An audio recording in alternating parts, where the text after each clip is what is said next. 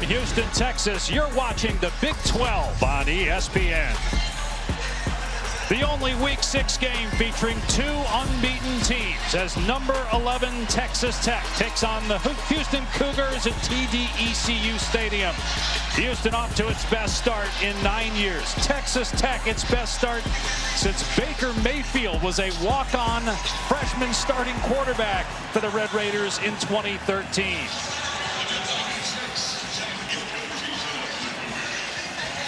Joey McGuire on one side. Willie Fritz, the Houston head coach. Dave Pasch, Dusty Dvorak in the booth. Taylor McGregor down on the field. Temperature in the mid-80s, very humid here in Houston. The first college football Saturday of October has already had several upsets, including UCLA knocking off Penn State.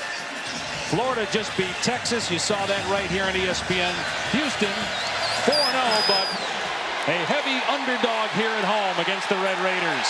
Houston won the toss, but deferred. Texas Tech will start with the ball. Micah Hudson on the return, and he's brought down at the 24-yard line. Veteran quarterback Baron Morton in his 5th season with the Red Raiders. When he starts a game and finishes it, he has an outstanding record of 17-4, but he's been knocked out of a handful of games over the course of his career, including their last game 2 weeks ago, although they beat Utah by 24 in that game. He's had a great start to this season, Dave, and he's the unquestioned leader of this Texas Tech offense. 9th in the country in touchdown passes and only 3 interceptions, but 2 of those came before he got injured 2 weeks ago. A sidearm throw complete as Caleb Douglas is tripped up. He's close to the line to gain, short by about a yard. Will James on the stop. This Houston defense has done a very good job all season. Limiting explosive play is going to be a big factor in this game.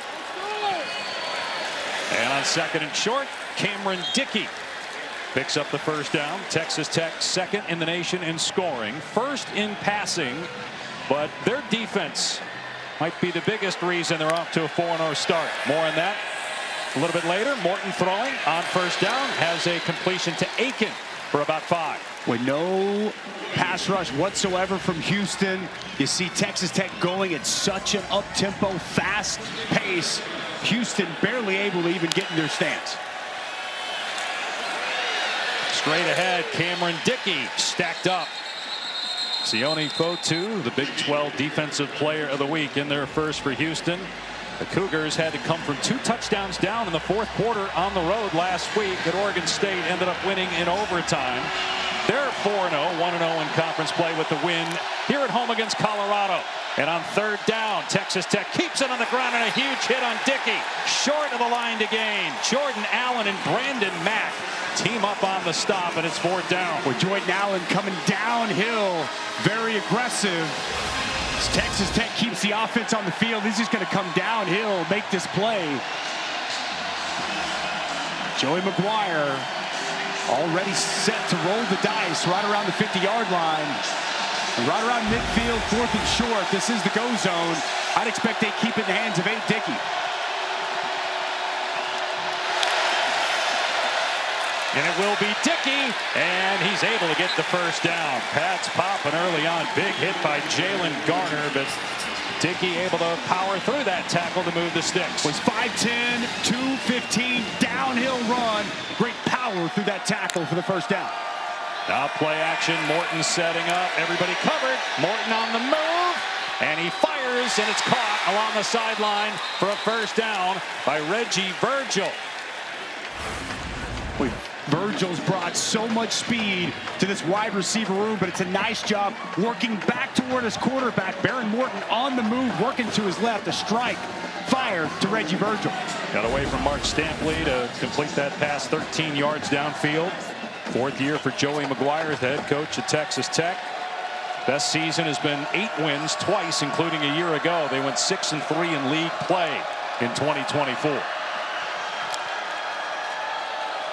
Dickey between the tackles again and dumped after a gain of maybe 2 on the play. Carlos Allen and Laufau on the tackle. Allen leads the nation in tackles by a defensive lineman. He's got 31. That's a ton. It is a ton, Dave. These two interior defensive tackles between Carlos Allen Jr., Khalil Laufau, so good inside. They work a lot of interior stunts and run-stopping movements. A nice job on first down. Another run play, and this time downhill, space inside the 20. Dickey upended inside the 15 by McCutcheon. Going to work the counter. Backside guard's going to pull, backside tackle, and a lane opens up inside. Really well blocked off the right side, and those pullers. Good contact, and Cameron Dickey has really emerged. Him and Jacoby Williams, a really nice 1-2 punch, but if you're looking for downhill physicality, Cameron Dickey brings that to this Tech offense. 21 yards on the ground from Dickey on that last play. Morton out of empty, over the middle to Aiken. And Aiken brought down inside the 10. Pickup of about 6 on the play for Coy Aiken. Good opening drive by Texas Tech. Their closest win was against Utah 2 weeks ago by 24. They've been blowing teams out. Aiken dropped the ball. They're going to say never had possession, so an incomplete pass. It'll bring up 3rd down and 4. A rare drop there for Coy Aiken. Such a good relationship with his quarterback, Baron Morton. Longtime friends and just have a great connection on the field. For Houston to pull an upset, you got to win on 3rd and 4th down. They didn't win on 4th down earlier. Another chance here on 3rd. Would be a huge stop for this offense. They love Williams matched up on a linebacker in the throw game, and Houston going to take an early timeout. First charge timeout, Houston.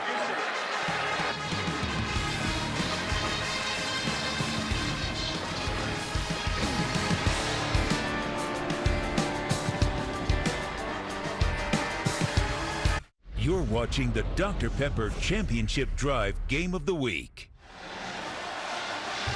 The Cougars wearing their Houston blue as an ode to the city, and the Oilers facing 3rd down and 4 defensively, and they are the best defense statistically in the country in 3rd down and 4 or longer, but they have not faced an offense this year like Texas Tech. Would be very important to come up with a stop here, try to force a field goal from Texas Tech.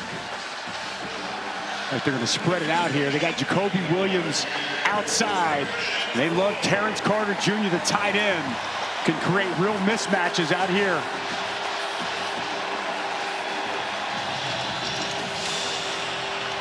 Jacoby Williams, top of your screen as well. Talented running back. Catches the ball so well.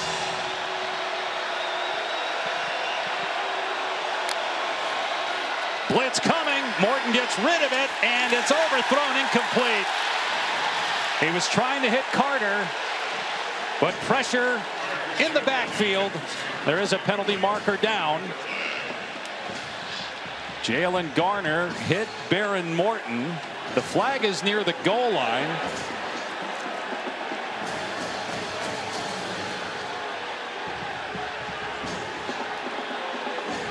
The officials are talking with Willie Fritz, which would lead you to believe it's against Texas Tech. You wonder if there was OPI down there.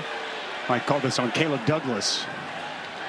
There was a pick play set Pass up. interference, offense number 4. That penalty is declined. 4th down. And Texas Tech will send on the field goal team. I think this is actually 5 Caleb Douglas. Near side. You're going to see if he's going to work right here. And they're going to get him for offensive pass interference.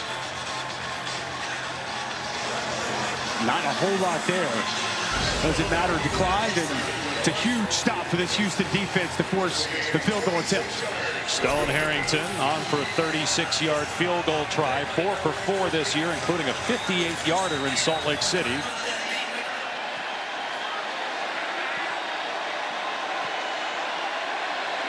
Houston blocked 2 kicks last week. Couldn't get to that one. And Texas Tech is on the board, 3-0. Dave Pasch, Dusty Dvorak here in the booth. Taylor McGregor down on the field. Sold out stadium here in Houston for a big game in the Big 12. Only matchup of unbeaten teams week 6. And the offense for Texas Tech is good, Dusty. No surprise. That's how the Red Raiders roll. But their defense looks different, is different this year. It appears to be elite. They need some key additions to the defensive line, and they have been outstanding. Second best rush defense in college football, and can get after the quarterback as good as anybody. Whether I played against Texas Tech in the early 2000s or I've been covering them for almost 2 decades, it's the best Texas Tech defense that I've seen so far through 4 games. And that balance, Dave, of the firepower offensively, the defense they have, it's why they're most people's pick to win the Big 12. And with the way they're constructed, they continue to play well, get better. They could be an interesting team to watch, even in the college football playoff. They signed 21 transfers, many of them on the defensive line, and they targeted a lot of guys that were captains elsewhere. This will be a touchback, and Houston will start on the 25. And Connor Wigman, the Texas A&M transfers, played in a lot of big games. He was 2-1 against top 10 teams last year at Texas A&M before he lost his starting job to Marcel Reed. Overall at A&M, 3-2 against ranked teams as a starter. And he's been a true dual threat. It really picked up his ability to run with the football. You're going to see some design quarterback run. They love to move the pocket, play action boots, sprint outs. He's been very accurate on the move, and he's done a really nice job here to start this season as the quarterback here in Houston.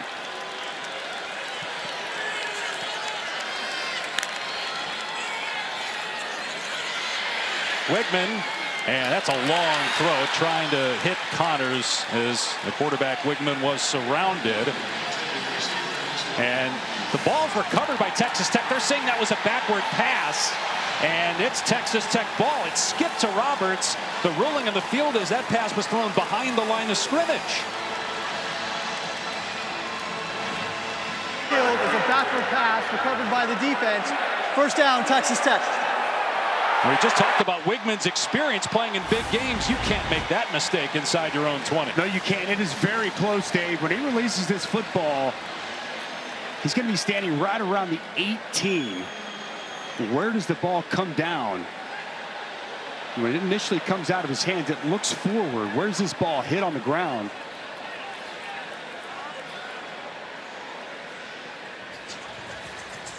But it looks like they got it right on the field. It is close. I mean, it is absolutely as close as it can get.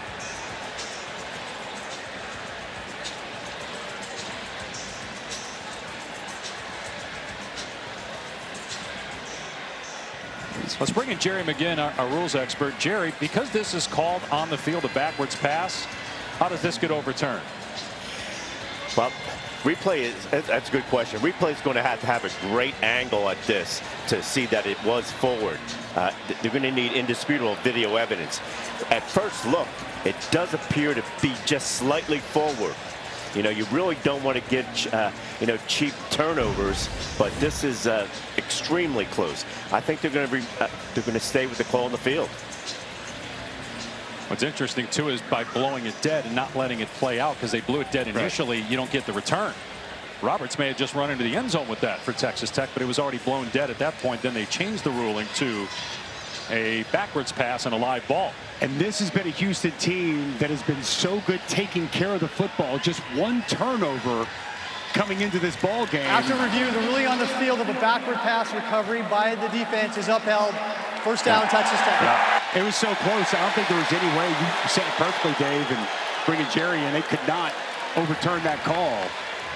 And that matches the turnovers for the season here on the opening play offensively for Houston. Yeah, they had none the first 3 games. Then Wigman last week threw an interception against Oregon State. And so Texas Tech will have the ball at the 16-yard line of Houston to start this drive.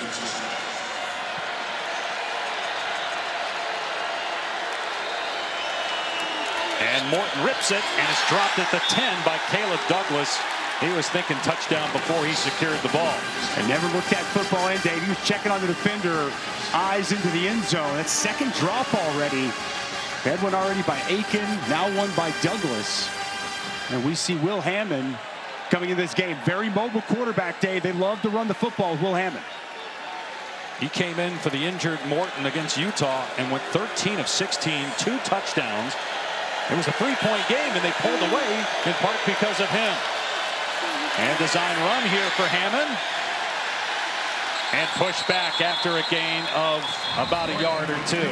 Let's check in with Taylor. Dave, I talked to Joey McGuire before the game, and he told me they were so impressed with Will Hammond that they put a different package in for him. Not just run like you would expect, but you could also see some passing from him at points in this game, too. Well, he's the future here in Lubbock. The right now is Baron Morton, but there's no doubt, Taylor, we're going to see some of Will Hammond, and he's not just back there to run the football. Boy, this would be a huge stop, Dave, if Houston can come up with one here on third down. Morton's pass is almost picked off on the goal line by Kentrell Webb. And so another field goal attempt. Good hold by Houston. Pretty good pressure off the side. Eddie Walls is going to come here, and just a drop here. Goes through the hands of Cameron Dickey. Cameron Dickey, they get the matchup they want, a linebacker. His pass a little bit hot and goes right through his hands. And a huge stop there for Houston. So Texas Tech's going to bring on a different kicker for this one, Upton Bellenfant. It was a 33-yard attempt. Harrington just made a 36-yarder a minute ago. So it's 6-0, but if you're Houston, you got to feel really good because you let Texas Tech march down the field on the first drive, then you cough it up inside your own 20 on the second possession. ESPN College Football is presented by Experian, your big financial friend, a BFF for life. When you're tackling life's big financial moments, it's good to have a big financial friend on your team. Ready to take control of your finances? Download the Experian app now. Well, Cameron Dickey, as we had a chance to look at this one more time, really should have caught this ball. It would have been first down for Texas Tech. Instead, they had to settle for a field goal after Houston turned it over on its own 16-yard line. So it's 6-0 Red Raiders. Trying to get to 5-0. Last time they started 5-0 was back in 2013. They went 7-0 that year. Their highest ranking that season was number 10. They're currently 11th. They're in the top 25 preseason, number 23. First time since 2008. Here's Mekhi Muse on the return and in trouble. And down he goes. He got walloped back at the 13-yard line. Big hit by A.J. McCarty. Time now for Dusty's defensive dude. Well, we've seen one already. Carlos Allen Jr. He has been outstanding for Houston. He's got big, heavy hands, sheds blocks, plays down the line of scrimmage, a tackling machine on the inside of this Houston front. And Jacob Rodriguez, one of the best linebackers in college football, solid tackler, and he has perfected the punch out as he's got 8 forced fumbles for his career and accounted for 13 takeaways for this Texas Tech defense.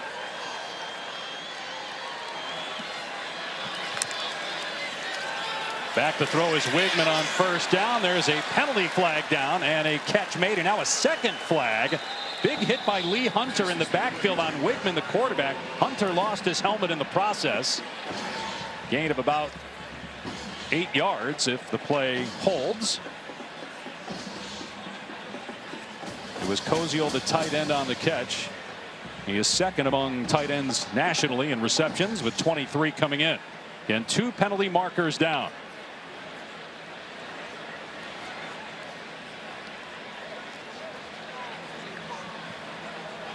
Lee Hunter, one of those outstanding defensive lineman transfers for Texas Tech. He came over from UCF, also spent time at Auburn. David Bailey, another talented transfer from Stanford. Romello Height, Auburn and USC. Skylar Gill Howard, Northern Illinois. All highly fouls rated on both transfers. teams on the play. Personal foul, face mask, offense, number 59. Personal foul, continued participation without a helmet on the play. Defense, number 2. These penalties offset. Replay first down. So Demetrius Hunter, the center, he's going to get his hands in the face of Lee Hunter. It's going to knock his helmet off. And then Lee Hunter continues throughout the play and gets the hit on Connor Wigman, and that draws the second flag. And that's to protect the player who lost the helmet as much as anything, Dave. And a free play here, offside on Bailey. Wigman taking a shot. And it's ruled incomplete, trying to hit Amari Thomas. Do you ever lose your helmet and then go whack the quarterback in the stomach? I mean, Lee Hunter there without a lid Got a shot. Offside. Defense number 31. 5-yard penalty. Replay first down. I have not, Dave, but I can tell you, if I had my helmet knocked off and I was in on my pass rush, I think instinctively I would have done exactly what Lee Hunter did. Tough to throttle it down when you're so engaged and trying to get after the quarterback. This is going to be a matchup all game. This offensive line of Houston has struggled. This is one of the premier pass rushes in college football. So 1st and 5 after the offside penalty, and they're going to run Connors, and there's nothing off the left side. There's Jacob Rodriguez, preseason Big 12 Defensive Player of the Year that Dusty just highlighted, and his defensive dudes on the takedown. Well, he's just so instinctive, Dave. Watch him just wait. He's patient. He knows that D-line's going to eat up blocks. Great field, downhill, and a good firm tackle on Dean Connors. Got 7 takeaways this year, and in his career he's forced 8 fumbles. That's among the nation's leaders. Former walk-on high school quarterback, turning one of the best linebackers in the country. Connors gets maybe a yard. That's going to bring up 3rd down. 3rd down at about 3. He is the unquestioned leader of this defense. There's his wife, Emma Rodriguez, U.S. Army Blackhawk pilot. There we go! She might be the only better person in the stadium than her husband, Jacob. And as you can hear, she's mic'd up today.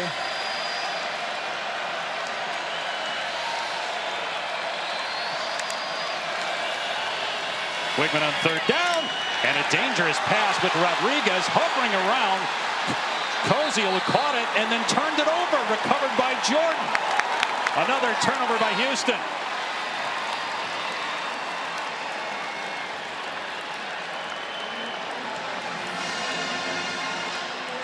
Boy, they're going to look at this, Dave. I wonder if his knee is down. And to see Koziel just sit right here. He's so good sitting in space. And you're going to see 13 Ben Roberts come over and apply a big hit. But where's the knee in conjunction with when that ball comes out? It is really close. Knee. Here's my question. That ball looks like it's already coming out before his knee hits. Well, Dusty, my question is, did he ever actually have possession of the ball? Did he actually catch the football? Did not pluck it clean.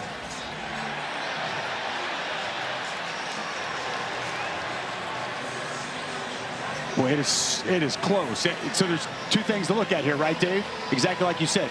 Does he have possession? Is it a catch? And then if it is deemed a catch, is that ball moving before the knee comes out? It looks easier when you see it in slow motion, Right. but did he actually secure it? Let's bring in Jerry McGinn. I'm sure they're looking at both those things. Jerry, how did you see it? So from the views that we have right now, it appears that he never had control of the ball, and that they're going to overturn this to an incomplete pass. He never made a football move. I see the defender trying to grab at it, but in the meantime, the ball seemed to appear to be slipping. So they'll go back to the previous spot. And you see they're juggling, and again in slow motion, it looks like he's got it, but did he ever actually make the football move? And then the strip comes in from Roberts. It would be 4th down if this is overturned, and Houston would punt, but certainly much better than giving Texas Tech the ball again inside your 30-yard line.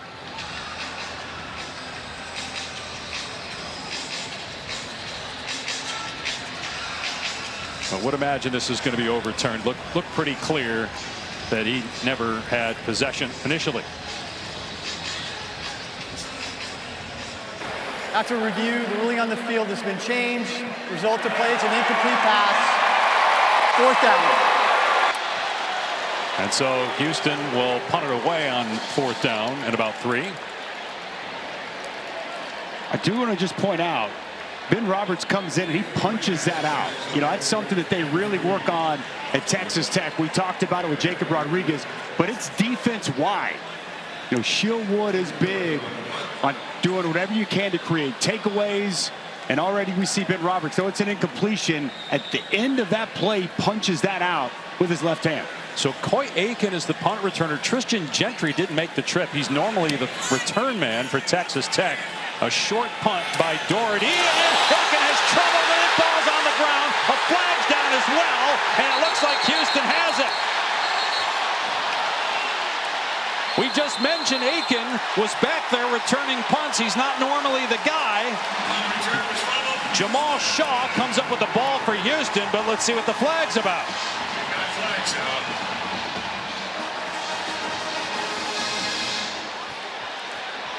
A flag-filled, fumbled-filled first quarter here in Houston.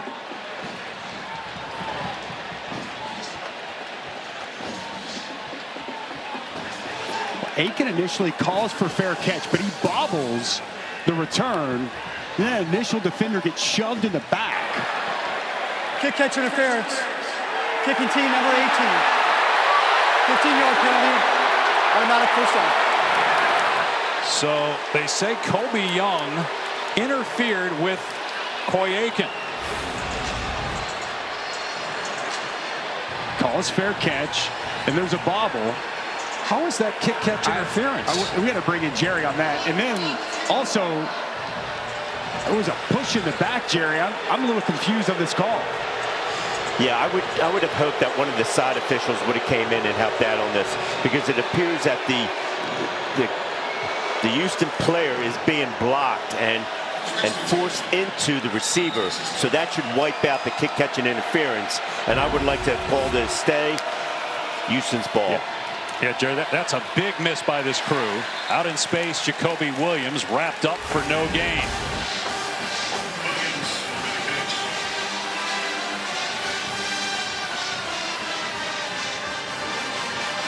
You see the push, and again, you see the bobble initially by Aiken. On second down, a big hit by Eddie Walls on Williams. Again, no gain, so it's going to bring up third down. Walls has had a nice season at defensive end for the Cougars. He's had a nice start to this game. He's going to work inside of Terrence Carter Jr. with a big hit. Setting up third and long. Can they apply any pressure on Baron Morton? Tech is 0 for 3 so far on third down.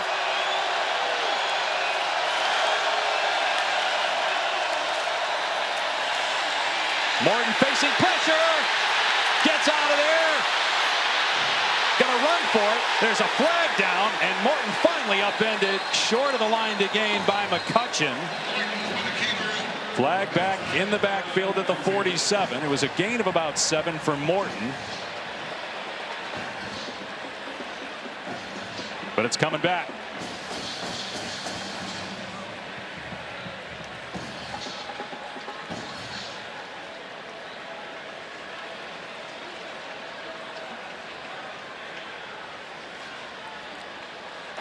Holding. Offense number 79. 10-yard penalty. Replay third down. I think they're going to accept the penalty, because if they don't, it's 4th and 3, and Texas Tech's going to go for it. That's exactly right, and it's the right call. Well, the coverage down the field, Dave, was so good. Left side of your offensive line going to draw the flag, but the coverage, and Baron Morton did a good job just to not get sacked. He waited, tried to find something to come open. The downfield coverage, supreme there for Houston.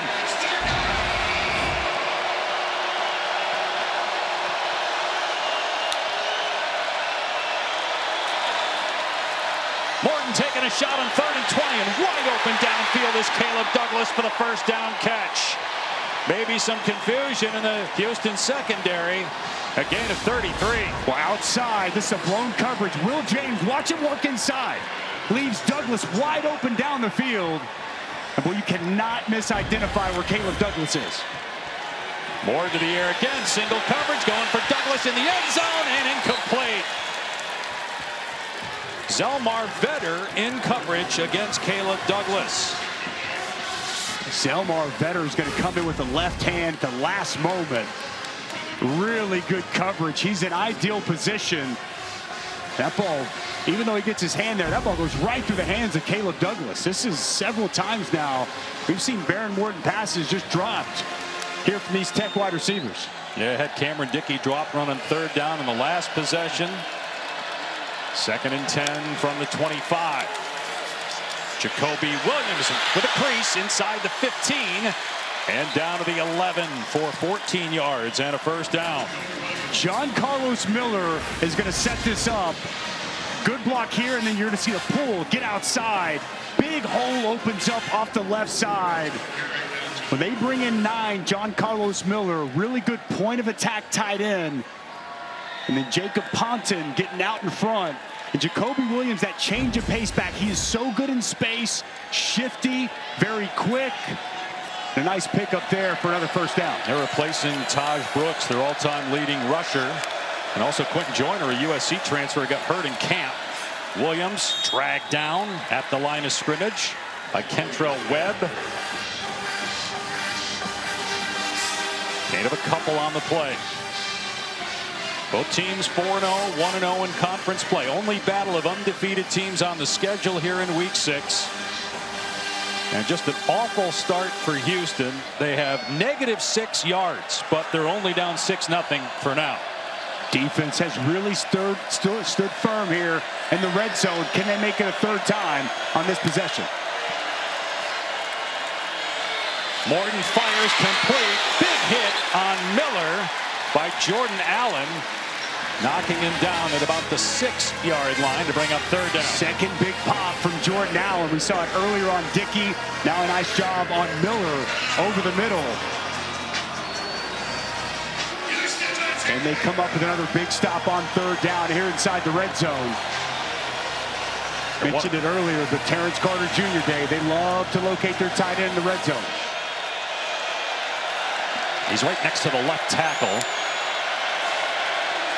Morton pulls it back, throws, incomplete. Tried to hit Douglas, and again it's veteran coverage, and another stop by Houston on third down. And here comes the field goal team again, says Joey McGuire. Tight coverage by Vetter outside. It's going to be a slant, and he's in perfect position. Gets the right hand around the body, knocks that ball out. Wait, bend but don't break mentality here for this Houston defense early. They got 122 yards of offense, yet they've had to settle for 3 field goal attempts. This will be a 23-yarder from Harrington. They're rotating the kickers right now. And the Red Raiders lead it 9-0.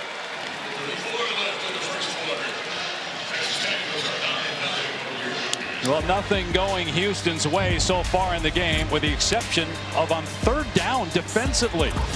9-0 Texas Tech.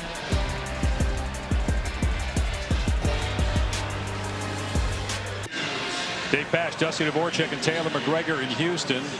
So you got -6 rushing yards, only 1 pass attempt, and that was a backwards pass. It was a fumble. They lost 6 yards and turned it over. But Texas Tech 0 for 2 on touchdowns in the red zone. It has settled for 3 field goals, and it's 9-0. Here's Muse on the return for Houston. And Muse gets wrapped up at about the 24-yard line as we go to the studio and check in with Matt Berry. Guys, good evening. Happy Week 6 college football. AT&T Multiview is keeping fans connected on what's been an outstanding day of college football. That continues in prime time. Miami, Florida State have just kicked. Plus on SEC Network, another one fun to watch. Mississippi State, not an easy out anymore. They are on the road at number 6, Texas A&M. All right, Matt, how does UCLA not lead in 1 game and then beat Penn State? Shout out Jerry Neuheisel taking over offensive play calling duties. That offense had been lethargic all year. It was great here today. Wigman and has a completion, his first of the game, to Amari Thomas for about 6. But to your point, that is a shocking result from Penn State, a team that so many people thought was the pick to win the national championship. Now 2 losses as we kick off the month of October. Lost to Oregon last week in that thriller in State College. Snead dragged down at the 30-yard line. There's Jacob Rodriguez again. Jacob Rodriguez, such a sure tackler, and he just knows exactly how to fit. He's going to come downhill. He feels exactly downhill before the center can get off on him, and a good tackle there to set up third down. Koziel, their go-to target, been an excellent addition from Ball State. Third medium, they like to get their 6'7" tight end involved. He had the game-tying touchdown last week. Instead, Wigman takes off, and he gets a block and picks up the first down out past the 45-yard line. He's running a lot more effectively and more often than he did when he was at Texas A&M. What is about the block here by Snead? Watch him get up on the linebacker. He gets the key block on Ben Roberts to help spring this run for Wigman. Tempo now from Houston. Wigman with time. Going downtown. It's underthrown, but still caught. Flags are down, but Kobe Young made the catch anyway. His first reception of the season. After missing almost all of last year with injury, gets his first catch of the year, and it goes for 44 yards inside the Texas Tech 15-yard line. Pass interference. Defense number 20. Now penalties decline. Result of the play is a first down. The redshirt freshman from New Orleans showcasing some speed. He had a couple of steps on Balfour. This ball was actually underthrown. Great adjustment by Young to complete that catch.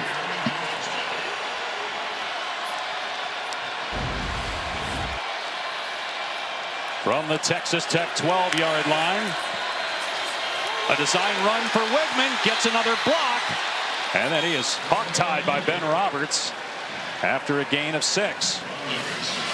2 quarterback draws already here on this possession. Stacy Snead, the lead blocker once again. Nice job by Ben Roberts just getting off that block, or else it was going to be a touchdown for Connor Wigman. It is clear they know they need that extra hat, and we should expect to see quite a bit of quarterback run game from Wigman here tonight.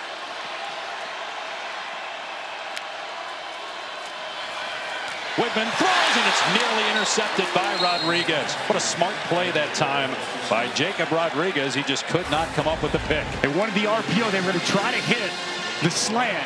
And Rodriguez, watch him just see the eyes of Wigman. He's going to mirror the quarterback, get right in the throwing lane, and get his hands up. Boy, it looked like it was tipped by a teammate, Wisniewski, yeah, and then off Rodriguez. So 3rd down and 4.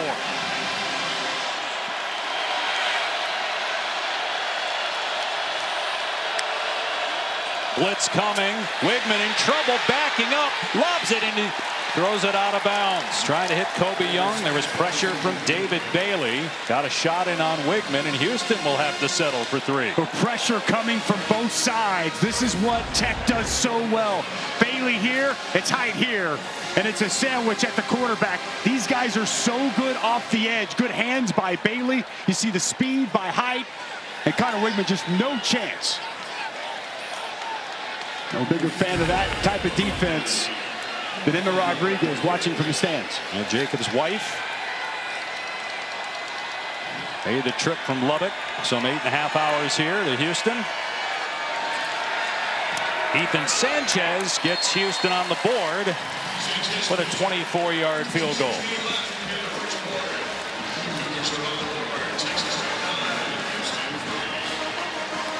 So a lot going wrong for Willie Fritz's team, but 6-point game after that nice drive engineered by Wigman and the big 44-yard pass play to Kobe Young. At the Taco Bell Live Más student section, dressed in Houston blue for the 3rd time in school history. Only one student section can claim the title of Live Más student section of the year. Who will take home the trophy this year? A lot of Texas Tech fans here as well, including Emma Rodriguez, but many others. I was going to say, I like the Houston blue, looks great.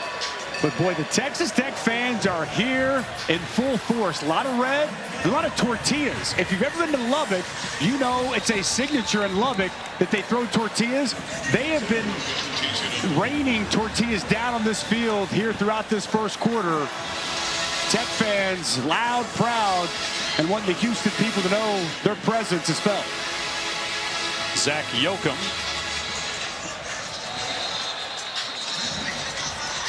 And it looked like the ball fell off the tee. Well, coming into today, Texas Tech outscoring teams through the first 3 quarters of games 164-3. So they've matched their total already. That is a staggering statistic. Staggering statistic. Most of the points scored on Texas Tech this year has come with backups late in the ball game. They have been unbelievably dominant here throughout the first 4 games of this season.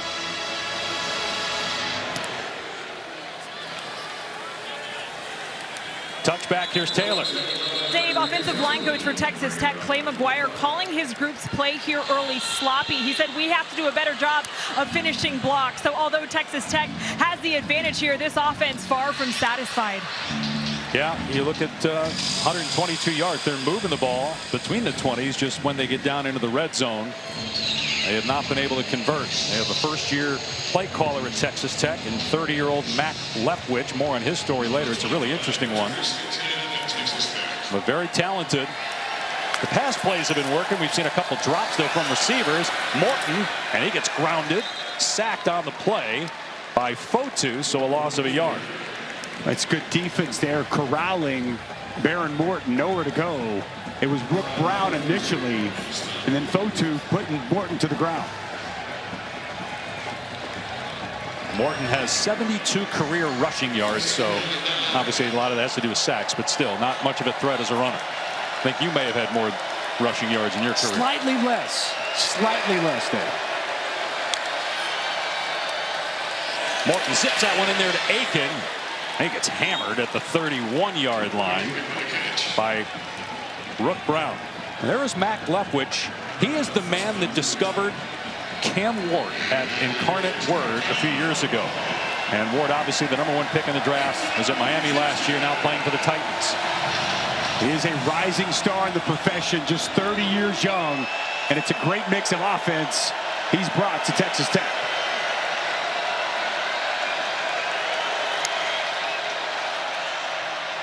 Wide open is Dickey, read beautifully by the quarterback. Morton. Dickey is still going inside the 30, inside the 10, all the way for a 69-yard touchdown.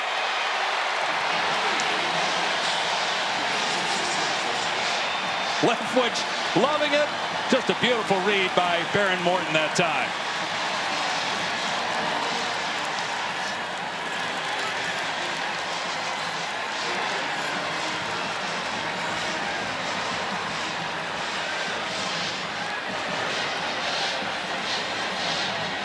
And the offense going to stay on the field here, and they're going to go for 2 with the score 15-3. Well, explosive plays have been the calling card for Texas Tech all season.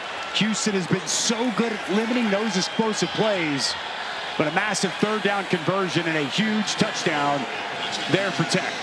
So go for Dos, brought to you by Dos Equis. Play clock was down to 5, but they reset it, so plenty of time here. Dickey with his first receiving touchdown of the season.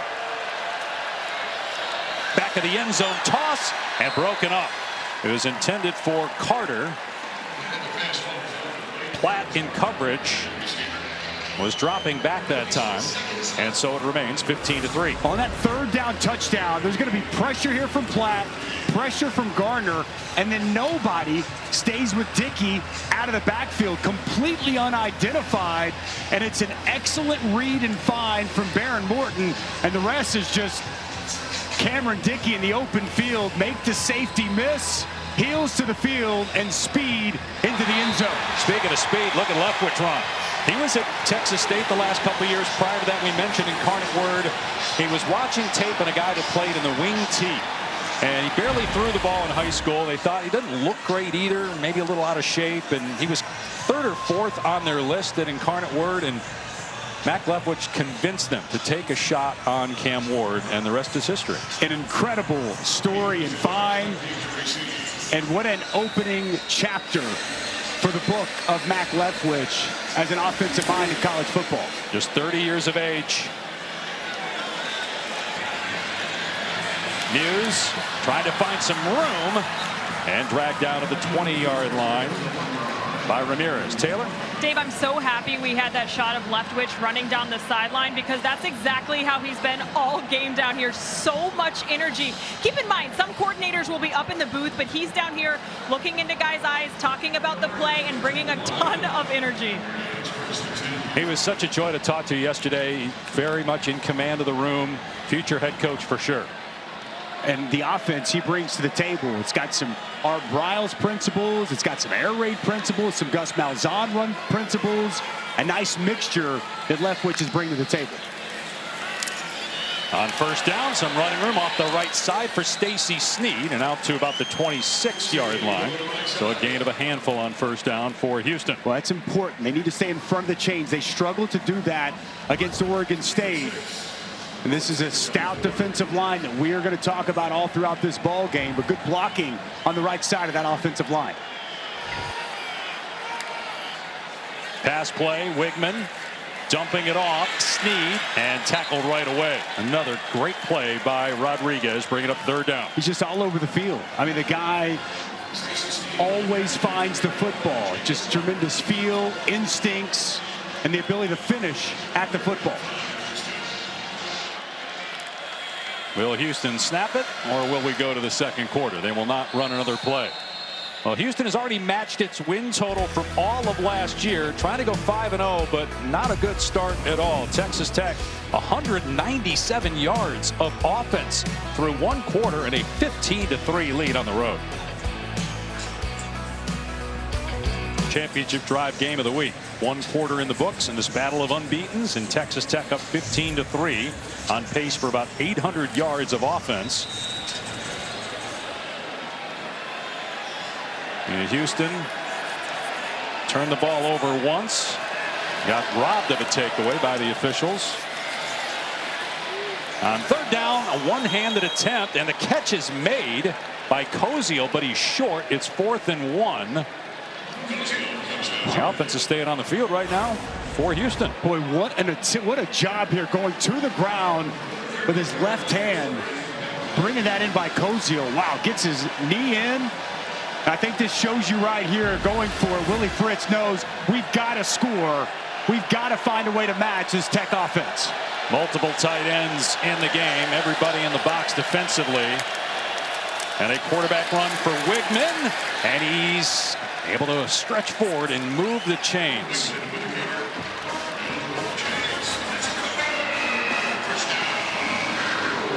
I think you're right, though, Dusty. Willie Fritz knew, we can't punt it right back to them, or this might get sideways quickly. I mean, his defense has been on the field a lot so far to start this game. Has really good patience there by Wigman. A nice cutback to stretch forward for the first. Fritz has won it wherever he's been. Two-time junior college national champ, two-time runner-up at the FCS level. And Houston's already matched its win total from last year with 4. Connors straight ahead. Wrapped up by Rodriguez, but he went for a little ride. Gain of 10 and a first down for Connors. With good blocking off the right side. Watch the right side of this offensive line. Set up this cutback for Connors. They get a big wash, and then Connors with good vision and burst. Tempo again here for the Cougars. Nice cut in the hole by Connors, but there's too much speed for Tech. Ben Roberts, who's had a big first half, a forced fumble, a fumble recovery on the first offensive play for Houston as well. This linebacker room is legit for Texas Tech.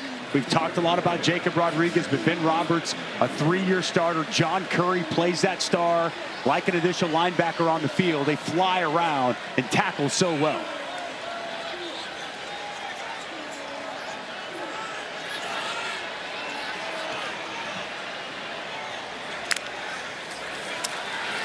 Wigman to the air, and the pass is picked off by Rodriguez.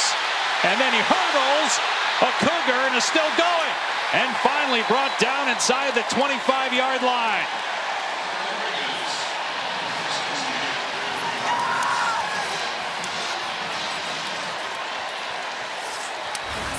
Well, Connor Wigman never saw Jacob Rodriguez. He's going to be staring down the end cut, never sees Rodriguez. Eyes on the quarterback, feels it, steps right in front, and an excellent interception and quality yards after the catch. How about the athleticism? The former quarterback hurdling a Houston offensive player, getting nice yards after the interception. Jacob's wife, Emma, member of the U.S. Armed Forces, a helicopter pilot. High school sweethearts. Rival high schools growing up. Spinning around is Morton, and now he almost throws an interception along the sideline, knocked down that time by the defensive back better. Dave Rodriguez, after that, you could tell, came to the sideline and he made eye contact with Emma. So that shot of Emma, he was looking directly at him and he was looking right back at her. It was great. We were talking to him yesterday. He said she travels so much he gets to watch film. He says he loves to watch film, and so when she's working and protecting her country, he watches film. Carter trying to find some space along the sideline. and going to come up just short of the first down. Yeah, Dave, that's how she's helped further his football career, by not being there, so he can have more time to focus on the task at hand. Appreciate Emma so much for her service and for all of our service members out there, men and women. Thank you, thank you. We appreciate you so much. Oh my God, I can't breathe. Holy cow, that was so great. They'll keep it on the ground in 3rd and short, and trying to bust it to the outside with success is Williams to get the first down.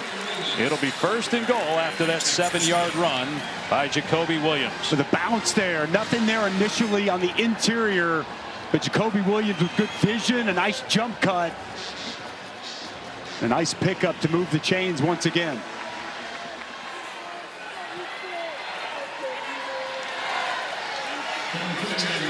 Just a disastrous start for the home team, and Texas Tech has not been able to take advantage. Had to settle for 3 field goals in the red zone. Can they punch it in here?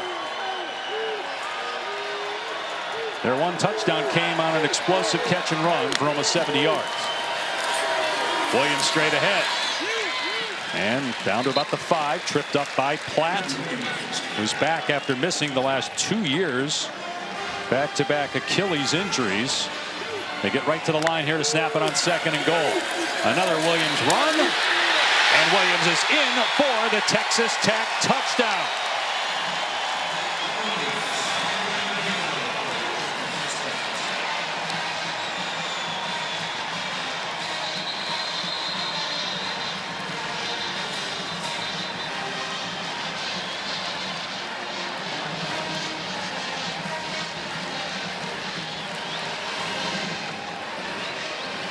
Points off turnovers, Dave. Such a key stat.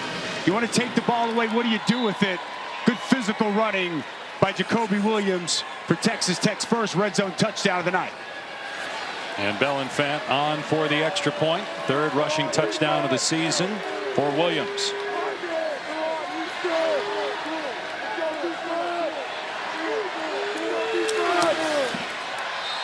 And it's 22-3. Boy, good physical running from Jacoby Williams was not going to be denied there in the red zone. Not a whole lot there. You see the low pad level, the leg drive into the end zone. It was all set up by the leader of this defense, Jacob Rodriguez. Eyes on the quarterback, steps in front of the pass.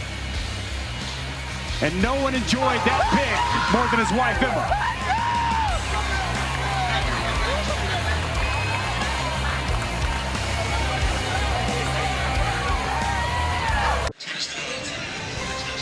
Huge games on ABC next Saturday. Alabama, which hung on to beat Vandy at home today, goes to Columbia to face Mizzou. Red River rivalry, Oklahoma, Texas. How concerned should Longhorn fans be right now? Lost at Florida today. Well, their offense has continued to sputter, and that's an outstanding Oklahoma defense. The real question in that one, John Mateer, what will his status be for OU, Texas, and Dallas? And let's go to the studio and Matt. Dave, thank you. Our Chick-fil-A move on the field for our Big 12 audience. We're checking in on UCF and Kansas. Miles Montgomery, a pair of touchdowns right now. Scott Frost, how about this? The Knights up on Kansas 14-0 in the second. Good night window with Miami, Florida State, Mississippi State A&M, Minnesota, Ohio State. Close game early on.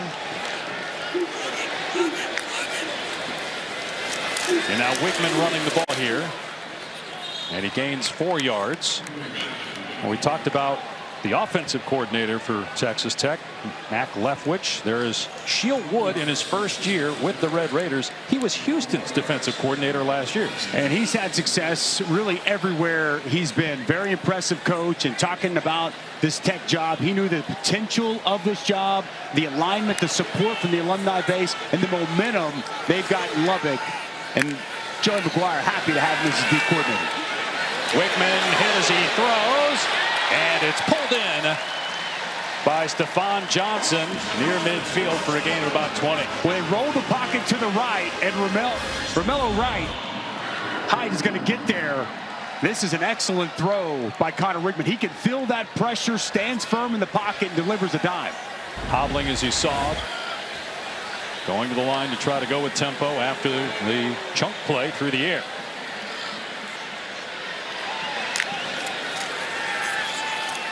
Time for Wigman, and looking deep for Amari Thomas, and there's going to be an interference penalty. Got tangled up with Bryce Pollock, who's got 3 interceptions on the season. Pass interference, defense number 14, 15-yard penalty, automatic first down. And Pollock just going to get his arms all the way around Amari Thomas. A stutter double move. Kind of panics. Very easy call for the side judge. So Houston will have it now inside the Texas Tech 40-yard line.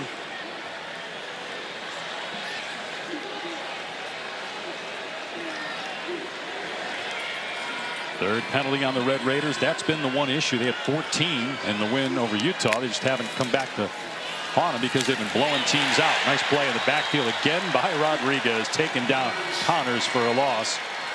Shield Wood, who again left Houston, Willie Fritz was asked about. He said, "I have no ill will." He doubled his salary, and that's Texas Tech.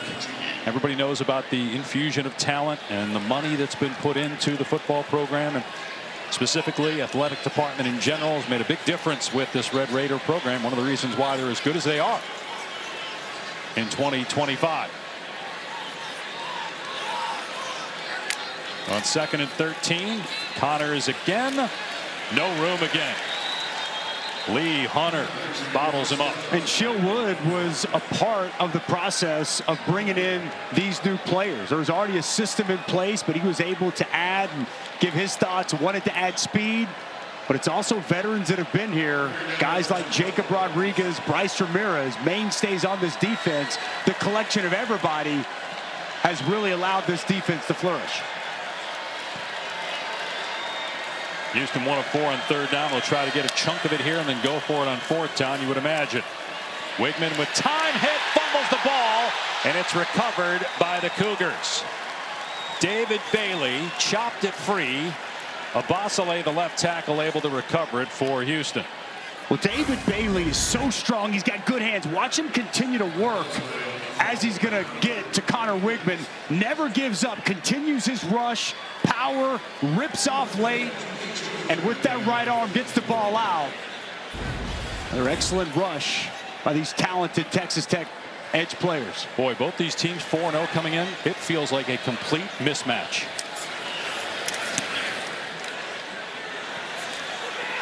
Good punt by Doherty, and the fair catch made by Aiken around the 10-yard line. It is all Texas Tech here on the road in Houston, leading 22-3 and back on offense when we return.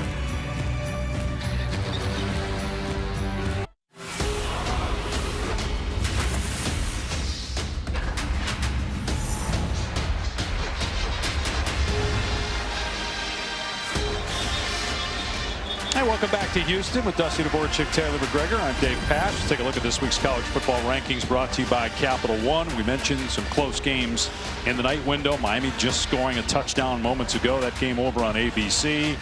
Already touched on UCLA, Penn State. Don't sleep on Mississippi State if you're Texas A&M. Looked like a much improved team under Jeff Levy in year 2. One of the most improved teams in all of college football this season. Their only loss is that overtime loss to Tennessee last week. That should be a very interesting game there in College Station. First week of October. Boy, the top 10 taking a tumble. Well, Alabama tied at halftime, shut out Vanderbilt in that second half. Win it in Tuscaloosa. Baron Morton will run it. Crosses the 10 and dumped at about the 12-yard line. So a gain of just a couple there. Tripped up by Jalen Garner. Well, nice job inside. Carlos Allen Jr. See that strength as he sheds a block and makes a nice play for a minimal gain. Dickey trying to get the edge.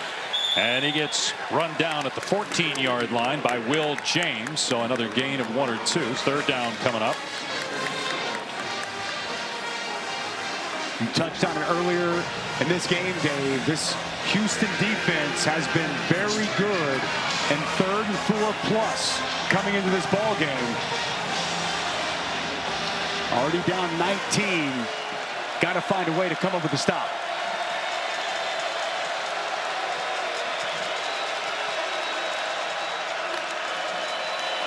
Blitz is picked up. Morton's pass juggled and incomplete.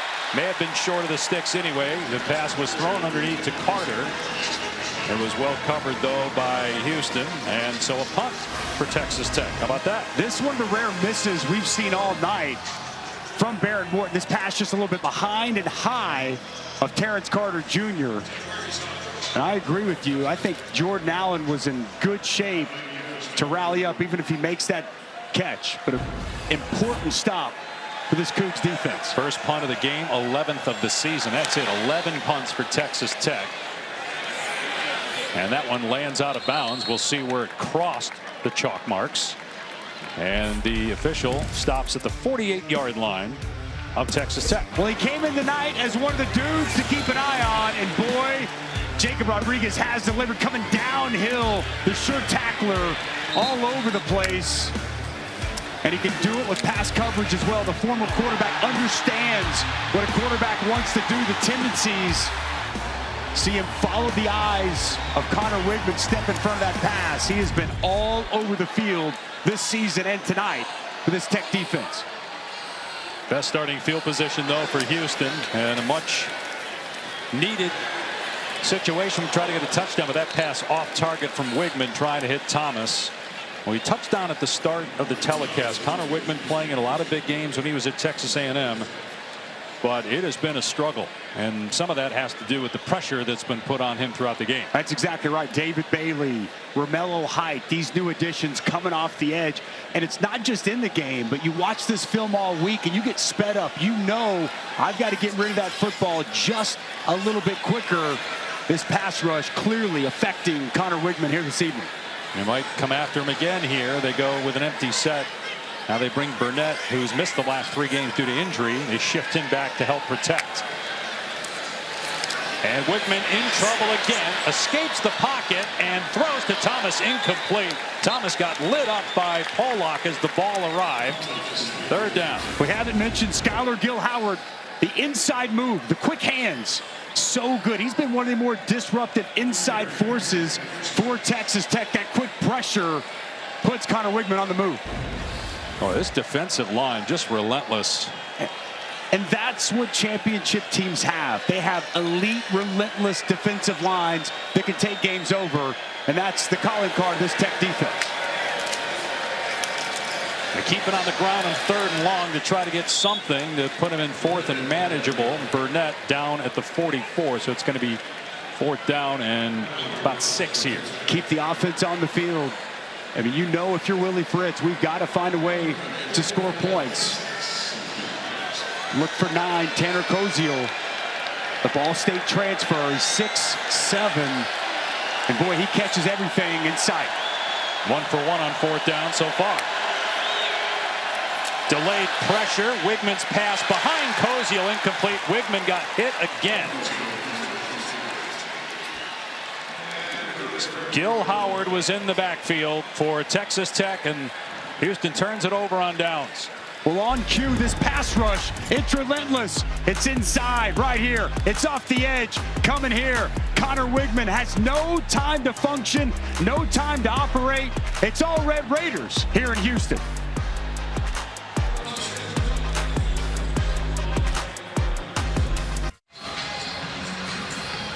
It is all Texas Tech in every way, just dominating. That defensive line holding Houston to under 100 yards. Tech with 226. They forced 2 turnovers. They have the ball again after turning over Houston on downs. And Morton in trouble, and he's sacked back at the 37-yard line. That was Mark Stampley, the second, getting to the quarterback. A loss of 8. Well, he's going to come from deep, and he's going to get home. Nice job on the pressure. Baron Morton never recognizes him coming until it's too late. Good job creating the sack and the negative play by Stampley.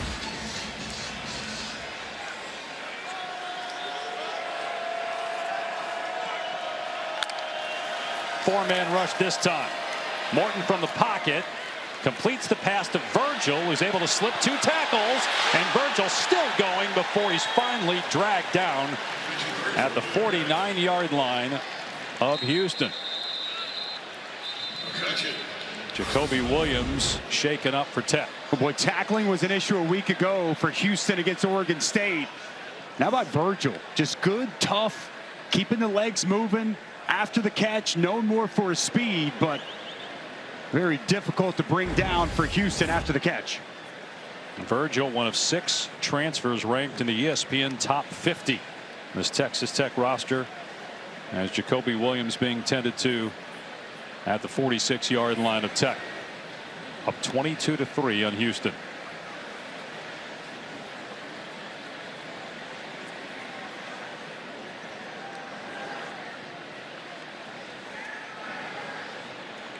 Now, last night in the Big 12, BYU remained unbeaten. Cincinnati with a big win over Iowa State. So Texas Tech looking to join those other 3 teams at 2-0. Remember, there was a 4-way tie atop the Big 12 standings. A cheer, by the way, for Jacoby Williams, who got up and ran to the sideline under his own power. How concerned should other Big 12 teams be watching Texas Tech? Very concerned. This team is legit. They have the ingredients. They have the DNA to be a team that can make a huge run in the Big 12 and could potentially be a problem in the college football playoff. I know coming into the year, there's a long way to go. Felt like that maybe no one would separate the Big 12. Boy, to me, Texas Tech is really starting to separate from the pack. 3rd down and 5. Dickey up the gut, got the first down.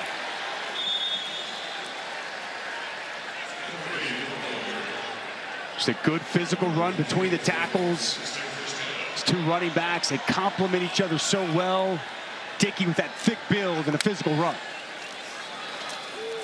Morton, long throw to the sideline, and the catch is made, and another missed tackle. Douglas is free inside the 20 and inside the 15. When you think about Texas Tech's schedule, now they have to go to Arizona State in 2 weeks. That'll be a really tough game. They have BYU in Lubbock, but their strength of schedule compared to some other teams in the Big 12, when you look at who they played pre-conference, pretty good chance to reach the CFP with a win. There's no doubt. And when you think about what they did at Utah, the way they look here on the road at Houston, home or away, doesn't faze this football team. Morton throwing again to Douglas and pushed out of bounds by McCutcheon. I mean, what they were able to do at Utah, that's one of the Rice-Eccles is one of the toughest places to play in the country. And they ran away from a very good Utah team in that second half. And they're running away from Houston here in the first half. Dickey inside the 5, driving the legs, and down at the 1. You know, prior to that Utah game, they beat Arkansas, Pine Bluff, Kent State, and Oregon State. Not exactly a difficult schedule, but just watching the scores in those games, watching here tonight, it's clear Texas Tech is for real on both sides of the ball. They are, and that's the difference. We've seen great Tech offenses in the past. This is a great Tech offense, but it's at times an elite Tech defense. And I thought Dickey was really close to getting over the goal line on that last physical run. They go with 6 offensive linemen here. And some movement by Texas Tech. Again, they still haven't given up a touchdown Ball start in the first 3 quarters offense of a game. number 79. 5-yard penalty, remains first down. And we're going to get in the second half a little bit to the story about how they got some of these transfers, but you got to give Joey McGuire a lot of credit for how he's been able to build this culture with a lot of new faces. All the credit, the buy-in, the team aspect. To me, he's Joey Juice, man. He always brings the energy. He's upbeat, he's positive. His players love to play for him. And a lot of newness, some veteran guys, and he's been able to meld it all together into the team that we've seen. It's been as dominant as anyone in college football to start the 2025 season. Meanwhile, Houston had the wrong personnel on the field. They get that settled. And Jacoby Williams back in the game and wrestled to the ground by Carlos Allen, who's still fighting. No gain on the play. I like talking with Carlos Allen. Only had 1 offer coming out. Kennesaw State. And he's just continued to work and work. Lost 20 pounds. Highly productive for the inside of that Houston defensive line. Good stop there on first down. Austin Armstrong, the defensive coordinator for Houston, was at Florida last year. 2nd and goal. Another run play. It's Morton keeping it, and he's brought down again by Allen. Well, this is the one thing that Texas Tech has not done well, is finish drives in this game. Taylor? Allen with some big-time tackles here in the red zone. And look, Houston is searching on the sideline. It has been Carlos Allen who's trying to rally the group together, keep them engaged, even though the scoreboard doesn't reflect in their favor. Yeah, and they've done a good job in these situations, Taylor. That's why it's only 19 as opposed to being down 30. That takes us to the 2-minute timeout. We'll see if Houston's defense can come up with a stop on 3rd down and goal when we come back.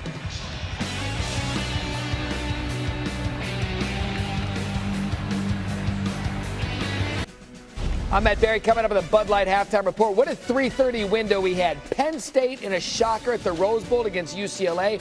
Texas goes into the swamp and they get upset. And going on right now, Florida State and Miami. C.J. Daniels from Miami, the transfer from LSU from Carson Beck. Right now, Hurricanes just scored again. It is 14-3 in the 2nd quarter. A lot of people think Miami's the best team in the country right now. Hey, the way they've played, it's tough to argue. 3rd down and goal for Texas Tech. A pitch to Williams, but a flag down. There was some movement first.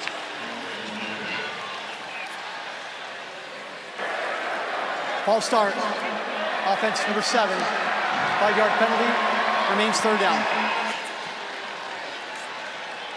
Hasn't been many issues for Texas Tech tonight, but the red zone has been the culprit. Just 1 of 4 here inside the red area. It's what's making this score at least somewhat respectable for Houston here in the first half. 5 penalties by Texas Tech. Again, that's been an issue. Haven't been many for Texas Tech.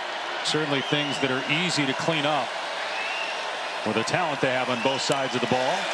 3rd down and 8. Pressure coming. Morton backpedaling, and then appeared to just throw it away back of the end zone. Now again, the field goal team will run out there for the 4th attempt of the night. Well, Houston defense continues to bend, but don't break. Limit them to yet another field goal. It's a good red zone stop for Austin Armstrong's defense.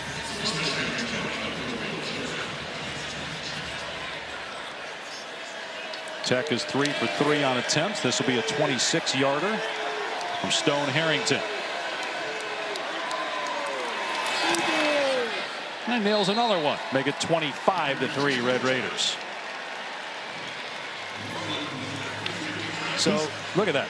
Just 6-point surrenders through the first 3 quarters of the first 5 games of the season. You've been doing this a lot longer than me. I mean, 4.5 games in, you remember seeing numbers quite like that?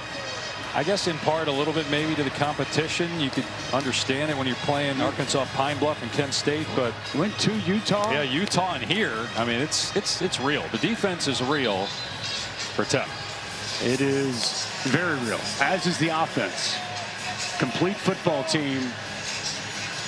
And fans in Lubbock are loving what they're seeing so far this season. I do appreciate you saying not how much longer I've been doing it than you. Glad you just said longer. I'm pretty sure you were doing it whenever I was playing. That is true. I've been watching you for a long time. Don't say that. You got a touchback. Well, one of the stars of this game and this season for Texas Tech, Jacob Rodriguez, and his wife Emma, helicopter pilot in the Army, mic'd up tonight. Buddy, look. I love you. Here we go! Let's go! Let's go! Did you see his stuff? You didn't see his stuff, I don't think. You were too excited. I did what? He jumped over someone. Oh.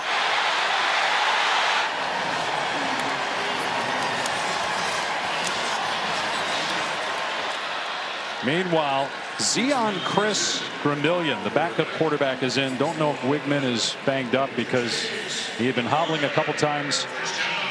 Let's get the update on that from Taylor. Yeah, Dave, the only thing we know is that he has been taken to the locker room, so we'll get more information at halftime and let you know. All right, thank you, Taylor. Meanwhile, Rodriguez with a tackle for loss. That interception that you saw as Chris's pass is caught. Boy, that was a tough throw, and Amari Thomas Thomas is going to have a walk-in 64-yard touchdown.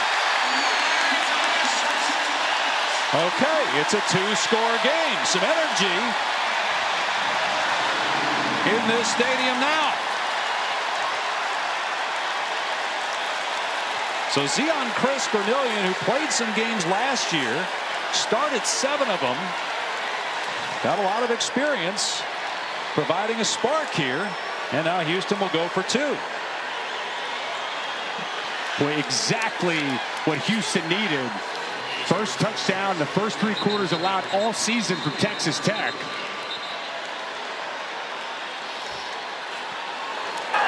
First charge, timeout. Texas Tech.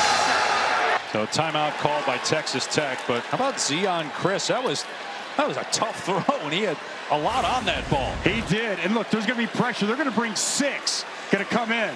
Okay, then you have man-to-man coverage outside. And it's just going to be Amari Thomas going to win one-on-one with Brendan Jordan.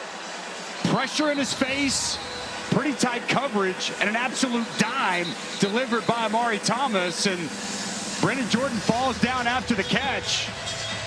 And finally, a big explosive play for Houston to get him on the board and potentially back in this ball game here before halftime.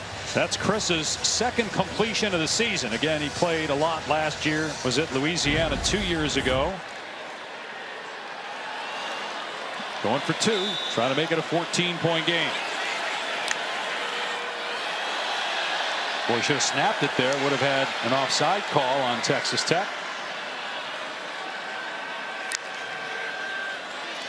Chris facing pressure, gets away, and his pass is pulled down for 2 points by Stephon Johnson. An alley-oop, a lob by Chris, and Johnson with a slam.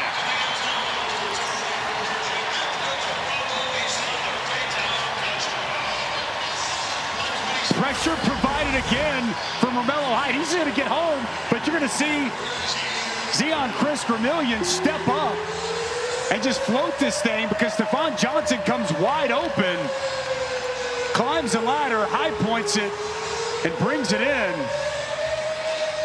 Wow. Some life for Willie Fritz's offense here before we get to halftime. Yes, for the offense, but you still wonder about the defense, surrendering 283 yards. The one thing they've done is, we've mentioned throughout the night, is stop them in the red zone. Can they stop them at the Texas Tech 25? But at least there's fight from Houston. They haven't laid down. They haven't quit. Yep. Connor Wigman goes in. They could have just sat on the ball. Just give them a lot of credit, man. That's an important drive. But to your point, yes. Can your defense now match that and come up with a stop? And as you heard Taylor say, Connor Wigman going back to the locker room. He got beat up in this first half. Was pressured on the first 27 plays. He was pressured 10 times and hit almost every one of those.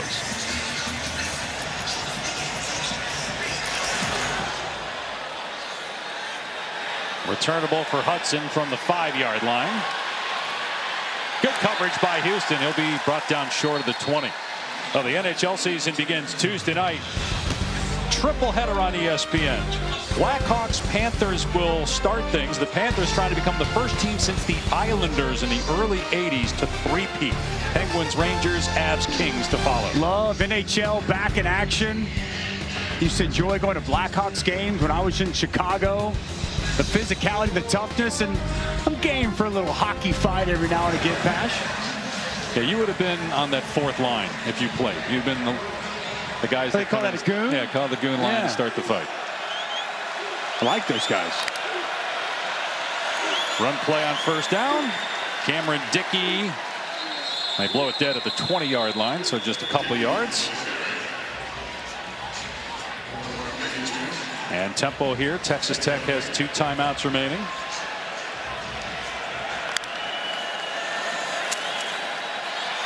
Morton able to complete the pass to Carter.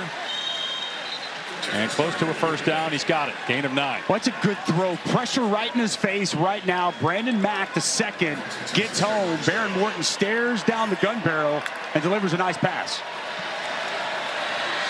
Sideline pass is caught by Virgil. Houston just trying to keep everything in front of it defensively right now. With some frustration out there, 36 Jalen Garner looking to the sidelines. Didn't feel like they had the call in time. Texas Tech going very fast as Houston still looking over the side to get the call. And if you're Houston, you just finally had something good happen. You can't give up points going to the locker room. Texas Tech kicker made a 58-yarder last week. Flag is down. Morton's pass is caught and then knocked down at the last second, incomplete. Great play made by Latrell McCutcheon on Caleb Douglas. And the officials pointing in the direction of Texas Tech as the guilty party here on the flag. Illegal shift. Offense. 5-yard penalty. Replay first down.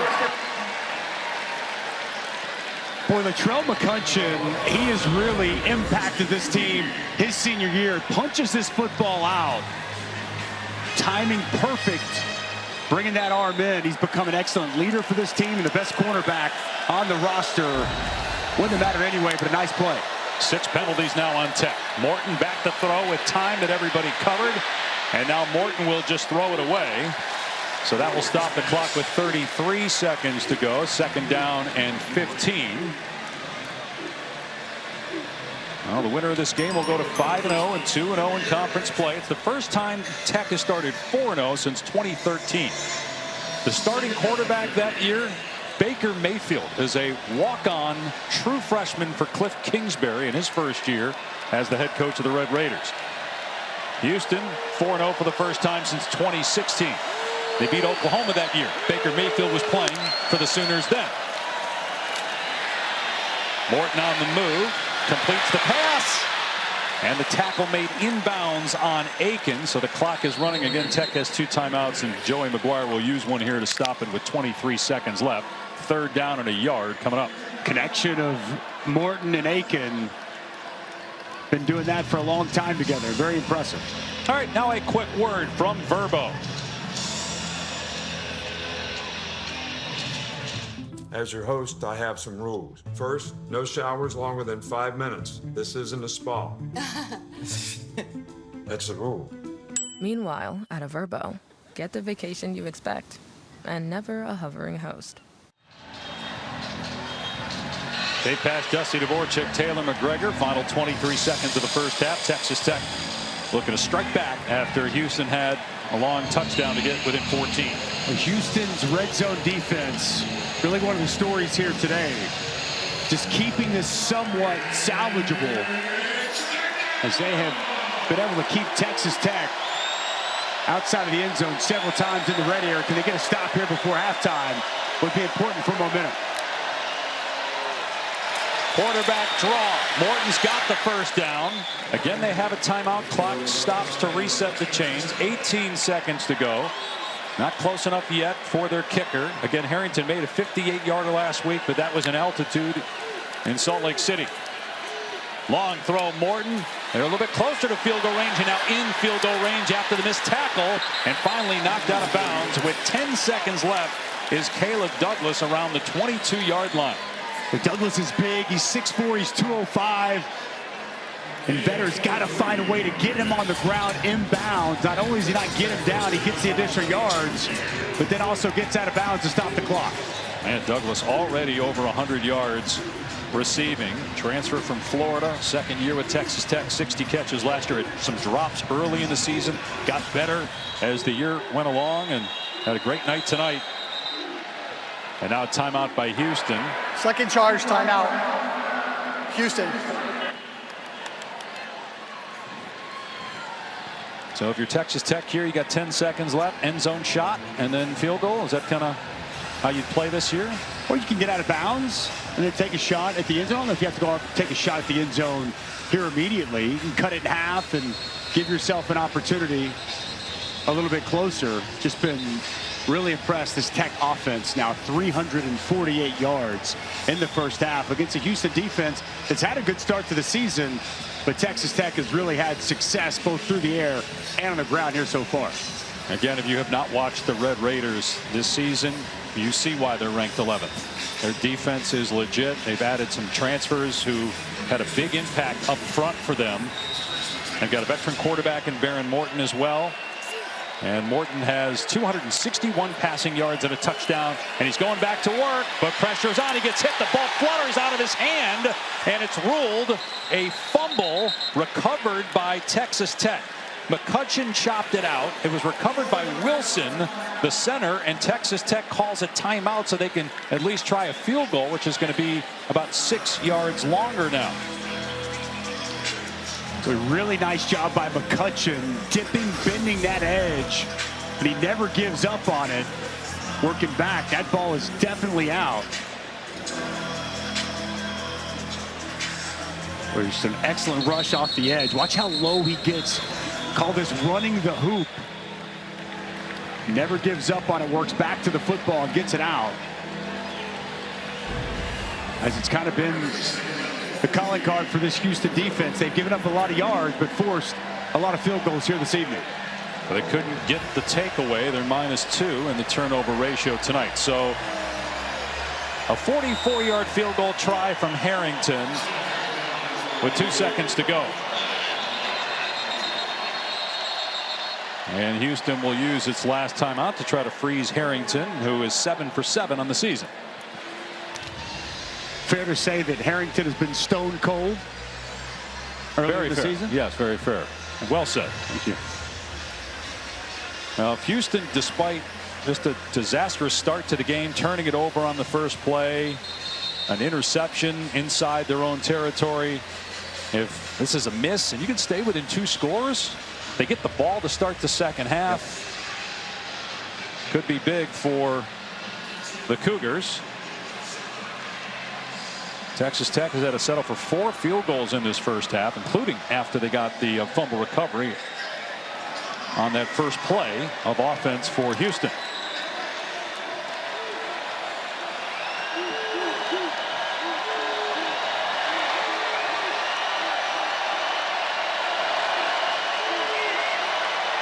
Houston blocked 2 field goals last week. And that one is wide to the right. No good. And the Houston sideline erupts. Some momentum shifting here at the end of the second quarter. Boy, there was an outpouring of emotion from this Houston sideline. From Houston, Texas, you're watching the Big 12 on ESPN. A late score by Houston, and they get the ball trailing by 14, but it feels very one-sided based on the play of the offense. And Baron Morton, over 260 passing yards and a touchdown. They had to settle for 4 field goals inside the Houston 30. They got a takeaway, 2 of them, in fact, including an interception by preseason Big 12 Defensive Player of the Year, Jacob Rodriguez. Dave Pasch, Dusty Dvorak with Taylor McGregor down on the field. Mentioned this, that yeah, Houston got the big play at the end of the half, but it feels very much like Texas Tech is still in control of this game and really should be based on their personnel. Well, it was a half dominated by Texas Tech, really on both sides of the ball. 344 total yards to 174 on Houston's side. And really the red zone inefficiencies of Texas Tech is why Houston finds themselves coming out of half just down 2 scores.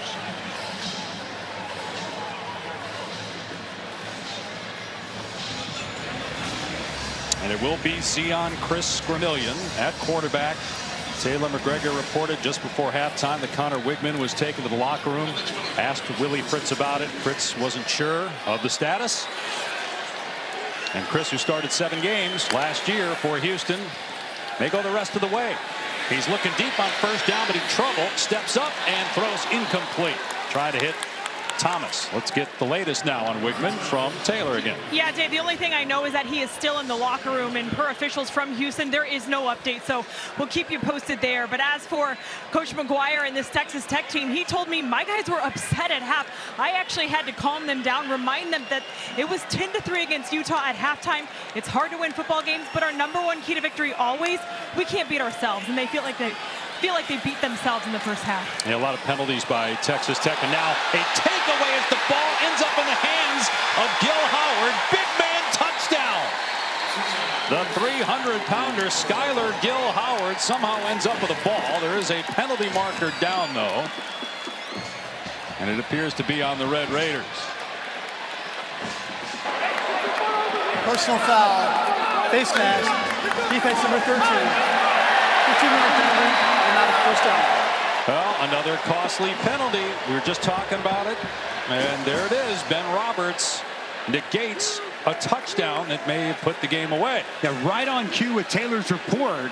Joey McGuire saying we can't beat ourselves, and Ben Roberts taking points off the board for this Texas Tech defense. Not what Coach McGuire wanted to see coming out of half. Ben Roberts, bottom of your screen on Dean Connors. Didn't see a whole lot there, Dave. Still don't know how the ball ended up in Gil Howard's hands. Back to the ground attack, and Connors, and he gets back to the line of scrimmage before he's knocked down by John Curry, who's really come on for Texas Tech. Both his parents played sports for the Red Raiders. Mom Jolie, great basketball player at Tech. Dad played football. Grandpa's John Ayers, who is a two-time Super Bowl champ with the 49ers as an offensive lineman. I just love watching him because he's always around the football and plays 100 miles an hour. On 2nd and 10, Chris Gramillion stepping up and hoisting it deep. Incomplete. Trying for Stephon Johnson and Dante Balfour in coverage. Well, good job by Balfour. Trying to take a deep shot down the field to Stephon Johnson, and Balfour in good position gets his hands up at the last minute. You can see Zion Chris Gramillion. He is running for his life back there, evading pressure and looking for another big play for this Houston offense. Might be 4-down territory. We've seen him go for it on 4th down twice already in this game. Maybe that's why they ran it there on 3rd and 10. They get about a handful back with Connors. Let's get another update from Taylor. Yeah, Dave, I just learned that Connor Wigman is out for the rest of the game with an upper body injury. All right, so it's Zion Chris Gramillion show the rest of the way. Interesting call on 3rd down if you're going to punt. I thought the exact same thing. Like if you're gonna go for it, it's 4-down territory. Try to get a piece of it back, make it 4th and manageable. But trotting the punt team out, very conservative play call there on 3rd down, down 2 touchdowns out of half.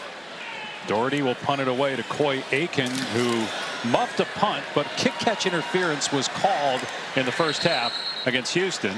He secures that one after the 40-yard punt. Take a look at our playbook brought to you by Modelo. Red zone offense for Texas Tech.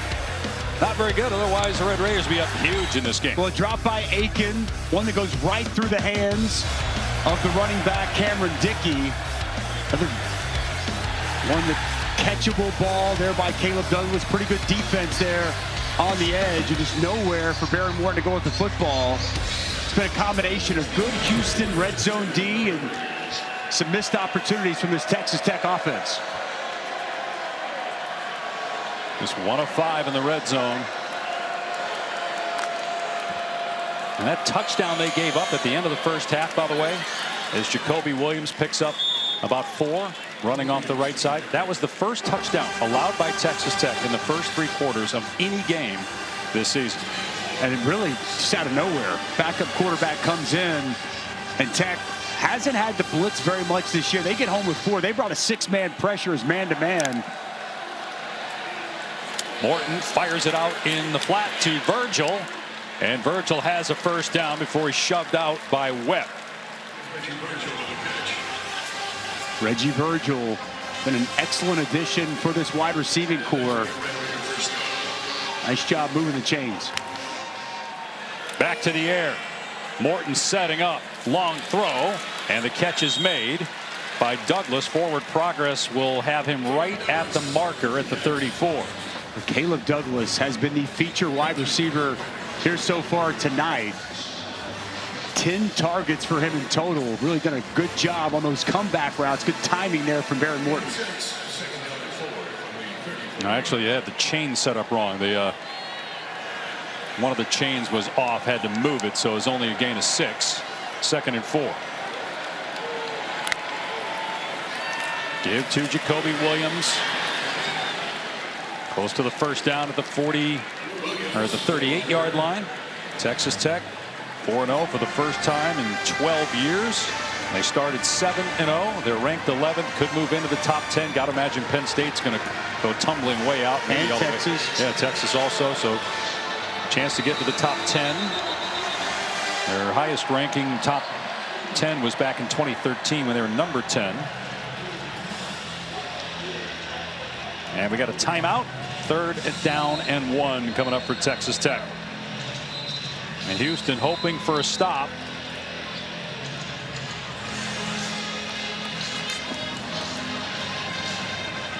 We started the day today with with 2 other Texas teams inside the top 10, and Texas Tech right there on the outside looking in. Not so sure this isn't the best team in the state of Texas here in the Red Raiders. Might be the best team in the Big 12 as well. Still have to go to Arizona State in a couple weeks. Should be a great one. Nice move as Jacoby Williams breaks free. 1st down and more. And finally caught up to by Jordan Allen at the 40-yard line. It's a gain of 23. Well, Terrence Carter Jr. is going to come back across the formation and set a key block on the perimeter. Watch the jump cut of Jacoby Williams. Patience, jump cut out to the left, get to the edge, and an outstanding pickup for the 1st down. Now, Houston had life, but Texas Tech trying to go back up by 3 scores. Nice drive put together so far. Dickey grounded at the 35 after another 5-yard run. Houston just can't generate any penetration with their defensive line. And no negative plays.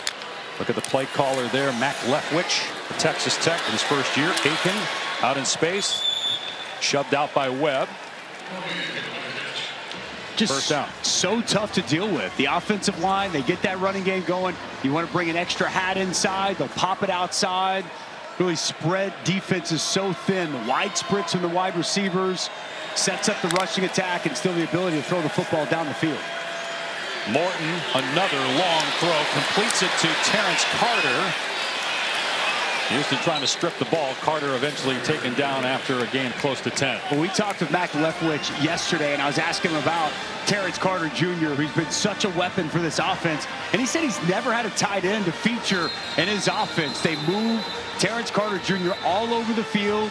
He's improved in blocking, but a true threat as a pass catcher for this offense. Although Carter shaken up, and we also see Jacob Rodriguez going back to the locker room now for Texas Tech.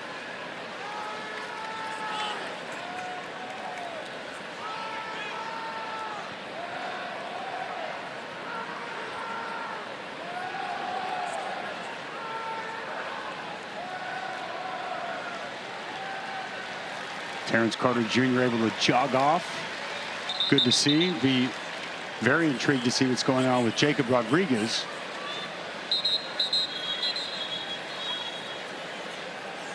Texas Tech plays Kansas at home next week, then has to go to Tempe. They'll host BYU on November 8th, so at least on paper for now, looks like Arizona State and BYU the toughest games left on the schedule. Cincinnati beat Iowa State today. Big win for the Bearcats. Morton perfect on this drive. 4 of 4 passing. Play 9 overall on this possession. Coming up. Downhill run by Dickey. Able to slip another tackle. Finally brought down after he picked up the 1st down at the 17. Well, good elusiveness there by Cameron Dickey.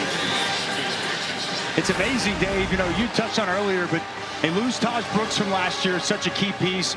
Quentin Joyner comes in from USC. They lose him toward the end of camp. And these 2 true sophomores, Cameron Dickey and Jacoby Williams, have just really stepped up and both been extremely productive.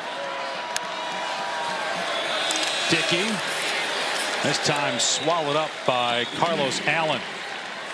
Gain of 1. They also have an improved offensive line. Howard Sampson, new left tackle, transfer from North Carolina, ranked in the top 20 among transfers according to ESPN. They got a lot of those guys. And again, a lot of the targets were players who had been captains, leaders on other teams. It wasn't just a signing frenzy just to accumulate as much talent as possible. It was very calculated and well done by Texas Tech. Dickey brought down again near the line of scrimmage.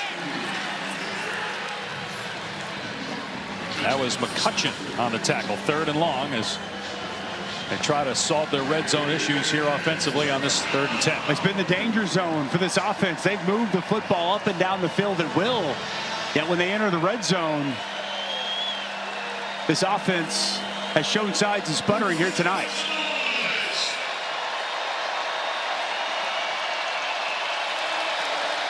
Caleb Douglas has been the go-to guy tonight.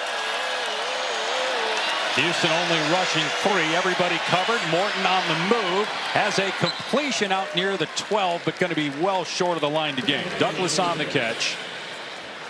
And here comes the field goal team again. Oh, this Houston defense answers the call one more time. It's good coverage down the field. They motion Caleb Douglas to the near side of the field. They stay with him. And another good stop for this Houston defense. Well, Harrington missed a 44-yard attempt right before halftime, so Bellenfant going to get a chance to kick here. He made a 33-yarder in the first half. Tech was 4 of 5 on field goal attempts. And now 5 of 6. 28-11, Texas Tech leading at the midway point of the third quarter here in Houston, Texas.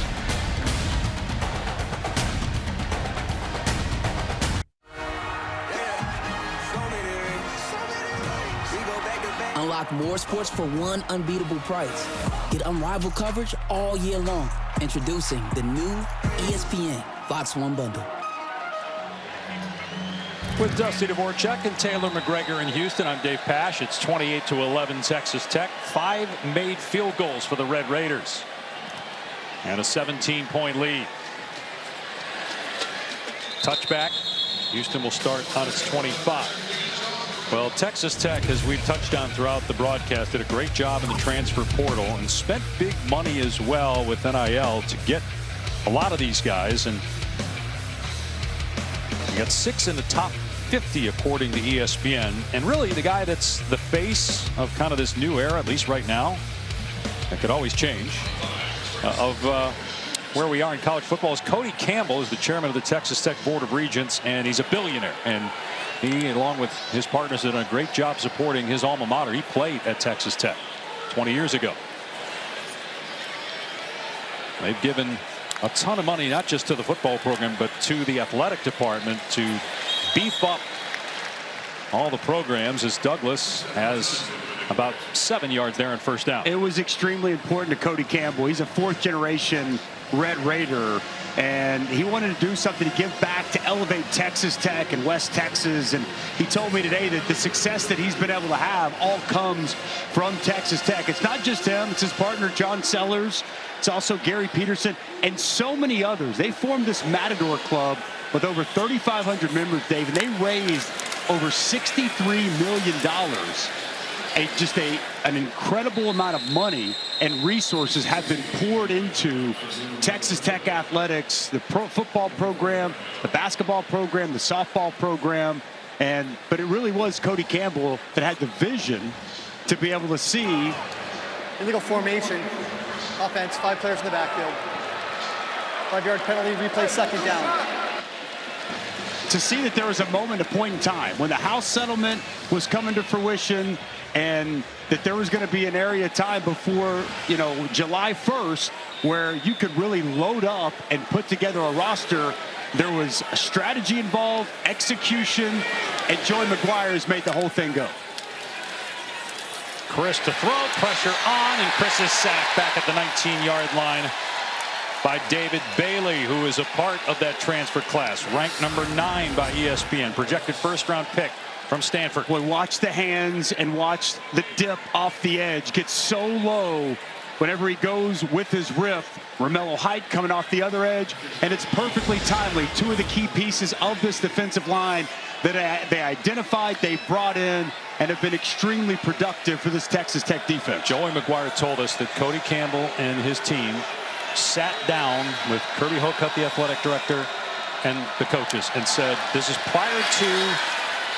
right when everything was announced, as the NIL money was going to increase as Snead is brought down to the 25-yard line. He basically assured his head coach and the athletic director that he would do whatever he could financially to support Texas Tech. And it was very early on in the process when this all came down, and boy, was he true to his word, because the amount of money spent has been astronomical, and it's a big reason why Texas Tech is looking at 5-0. They can hang on here.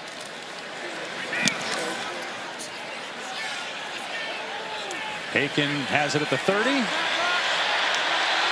Trying to get the edge at the 50 and does before he's run out of bounds. It's about having a plan, having the resources, and being able to execute on that. Cody Campbell, Joey McGuire, and Texas Tech continue to execute.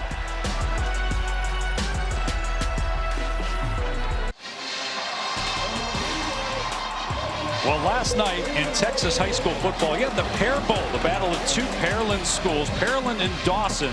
And Pearland won the game 17-13 at the Rig in Pearland, Texas. Joey McGuire, member of the Texas High School Football Hall of Fame. You, being from Lake Dallas, Texas, know what it's like to play Texas high school football. There's nothing like Friday night lights in the state of Texas, Dave Pash. A state that is so prideful in their high school football. Town shut down. What a scene last night in Pearland.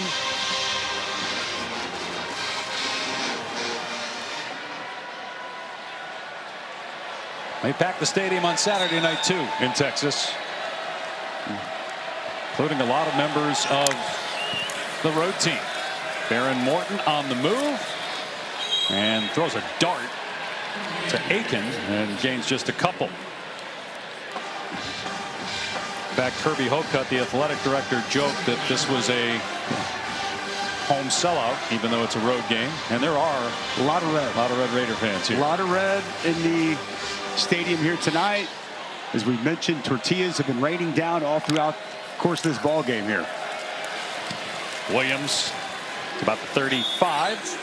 Taylor? Dusty, to your point, I've almost been hit by about 10 different tortillas down here. So it's no joke. It does feel, in aspects, like a home game for Texas Tech. Well, you should have asked me for some advice. Having played at Texas Tech a couple of times, I know how to dodge those tortillas very well. I was going to ask you if anybody ever picks up and eats them. Dip, dive, and dodge, Taylor. And no, don't eat them.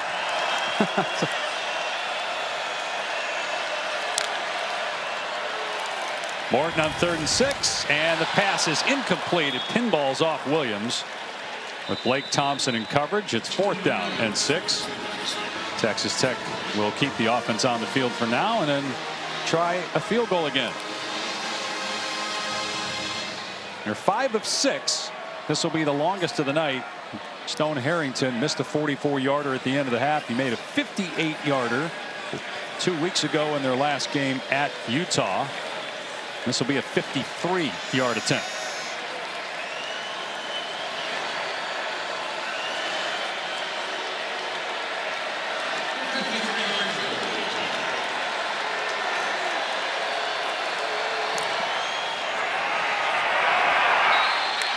Another miss. And somehow Houston technically still alive, despite the fact that Texas Tech has absolutely dominated this game and dominated the stands with red here in Houston.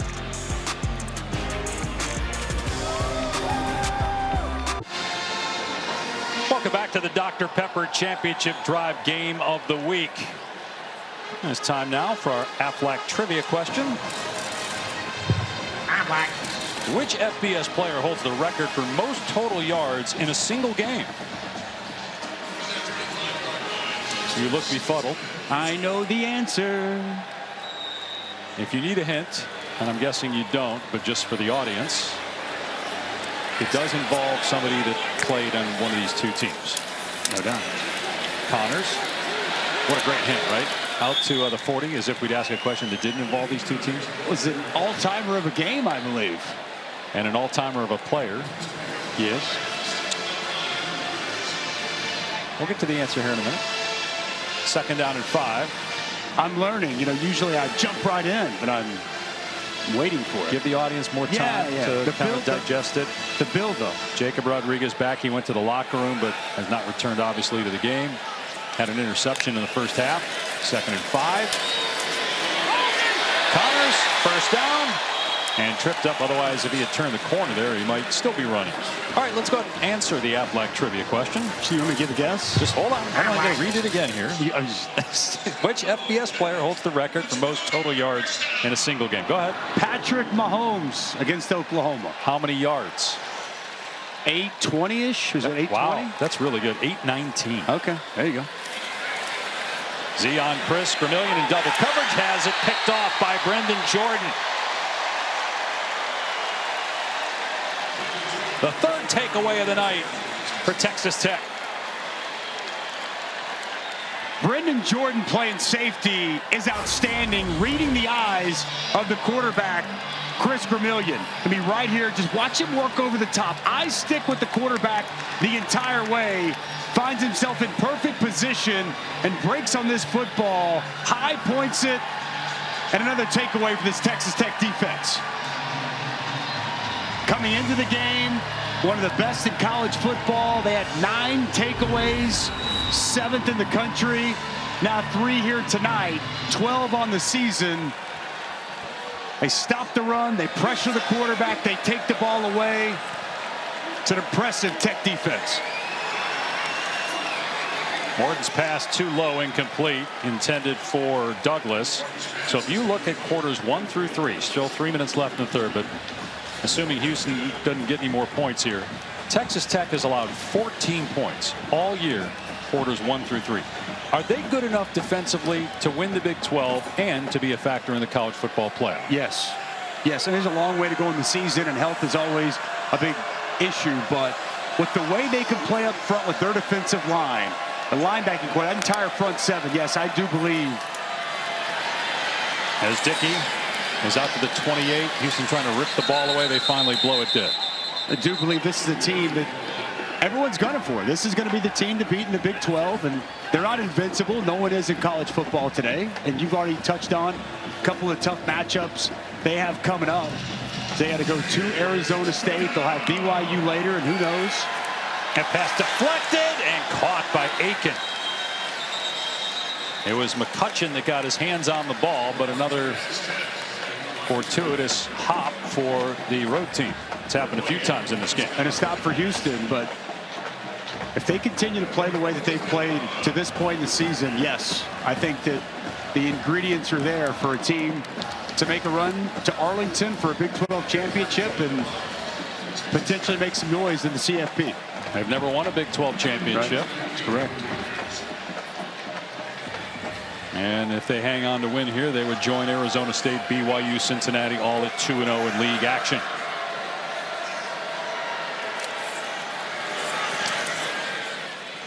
Muse under it. And fair caught around the 17. Let's go to Matt Barrett. All right, guys, your All-State good hands play. It has been a good hands night for the Miami offense. Malachi Toney from Carson Beck. Seminoles defense is non-existent. 21-3 Hurricanes driving again in the third quarter. Wow. You asked me earlier, could that be the best in the country? Yes. It's their offensive and defensive line are so good. And Carson Beck has just been fabulous throughout the course of the season. I expected more resistance from Florida State at home here tonight. Beat Alabama week 1, but now staring at back-to-back losses. Virginia in overtime on a Friday night, and then home against Miami tonight. Chris Gramillion scrambling and picking up the first down out at the 30. This is a really good job feeling the pressure by Chris Gramillion, because David Bailey is just teeing off on these offensive tackles at Houston. Watch him just work off the edge here. But you see Chris Gramillion's going to feel it, going to step up and climb, utilize good speed and elusiveness to not just evade the rush, but pick up a first down. Well done. Can Houston get something, even if it's just 3 points on this possession? But a huge smack in the backfield again. It's David Bailey walloping Jamarian Burnett. The get off, he just times this so perfectly. He's going to shoot the gap and be in the backfield almost immediately.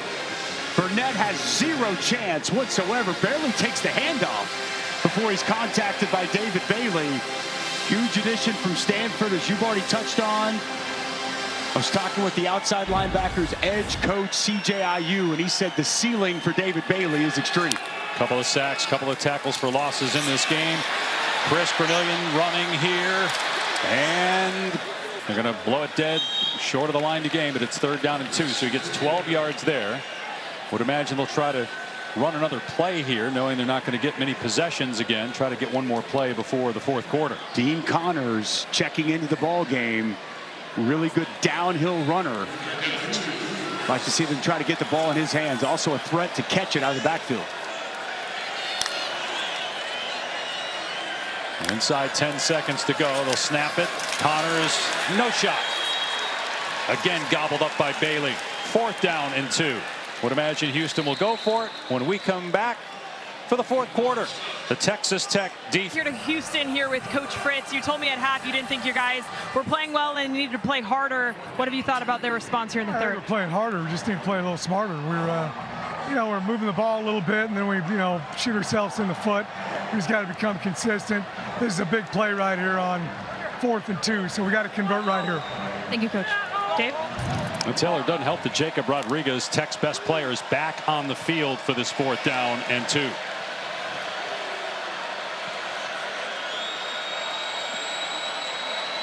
And he's coming with a blitz. It's picked up, but he got a hand on that pass. Batted down, incomplete.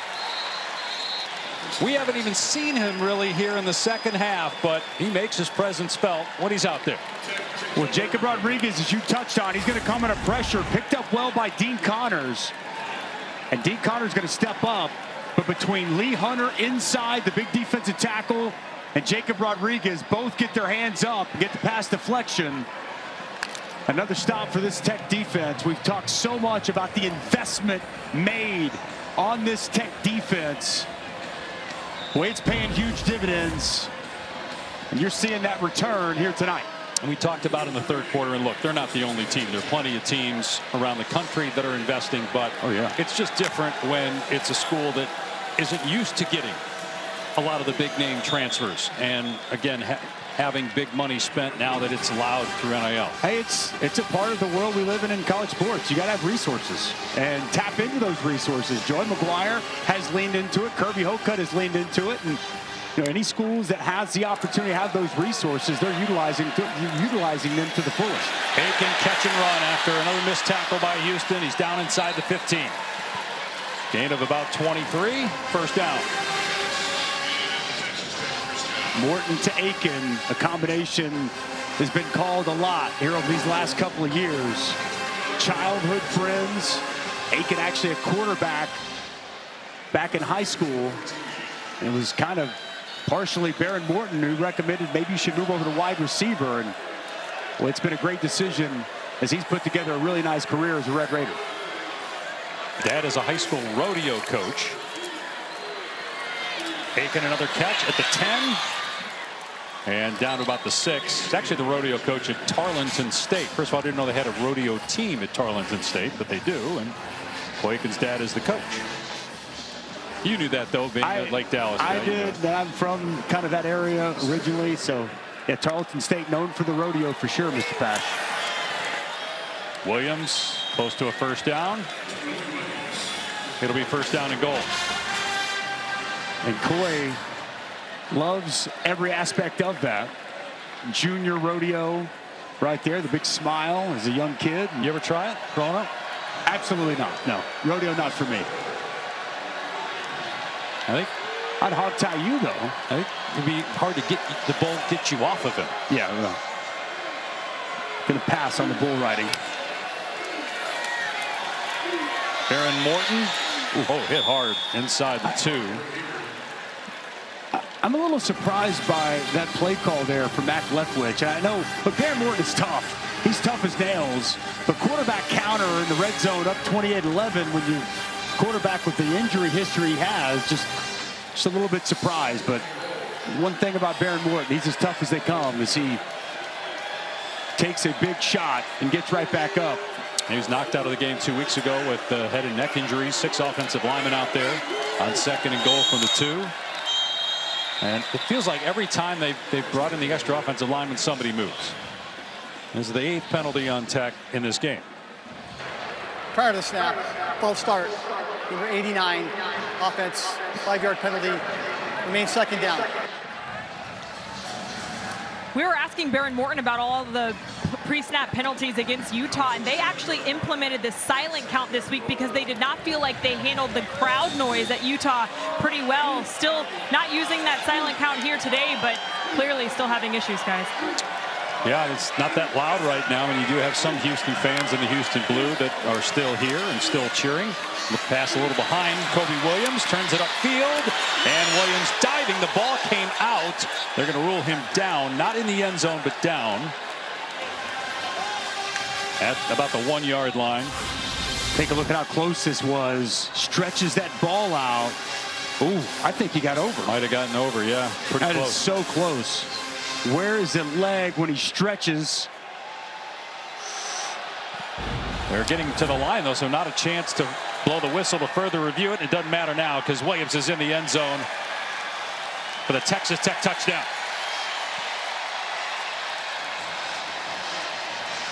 Some jabs here and there. We've been waiting for the uppercut from Texas Tech and the knockout punch, and there it was. It's really good interior blocking. The center, Sheridan Wilson, the right guard, Davion Carter. They're going to do a really nice job here. You see Carter open up this hole for Jacoby Williams. Just going to follow that right side, lean forward and get to the end zone, and finally cash in on the red zone for this offense. 2 touchdowns today for Williams, matching his total from the first 4 games.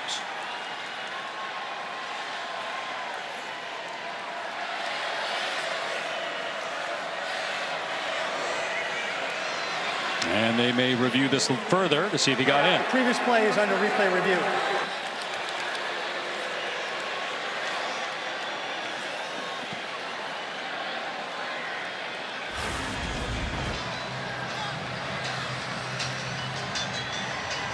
Looked initially like the surge. He got in. To be honest, I'm not exactly sure what they're going to take a look at. His whole body's up. Yeah, the ball is completely across. This should be a pretty quick look, unless I'm just completely missing something, Dave. Well, if you are, we both are, because I saw a touchdown pretty clearly as well. They replaced Taj Brooks, the all-time leading rusher in Texas Tech history, and then Quentin Joyner, who was going to be one of the featured players on this offense, transfer from USC. He goes down with a knee injury in the preseason. And Williams, who played well in the bowl game against Arkansas last year, rushed for over 100 yards. And Cameron Dickey was a high school quarterback. They've been splitting the carries. Also, Adam Ruling Hill. on the field of a touchdown is upheld. Adam Hill, who coming into tonight, 24 carries. We haven't seen him yet, but they like him as well as a downhill runner. It's his nickname, actually, Adam Downhill. And they've got a pretty good backfield. And we always talk about Texas Tech and their passing attack, but they have had some good backs over the years, and they got good ones here in 2025. There's balance on the offense, and there's balance on the team with what we see for the offensive production, the defensive production.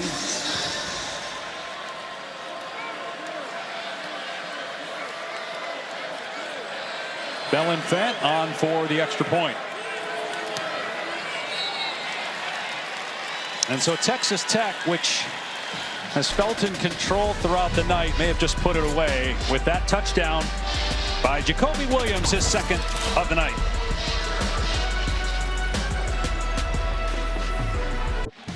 Back in Houston for our drive recap, covered by Geico. Well, after the stop on 4th down, Coy Aiken, couple of targets, did a nice job after the catch, getting additional yardage.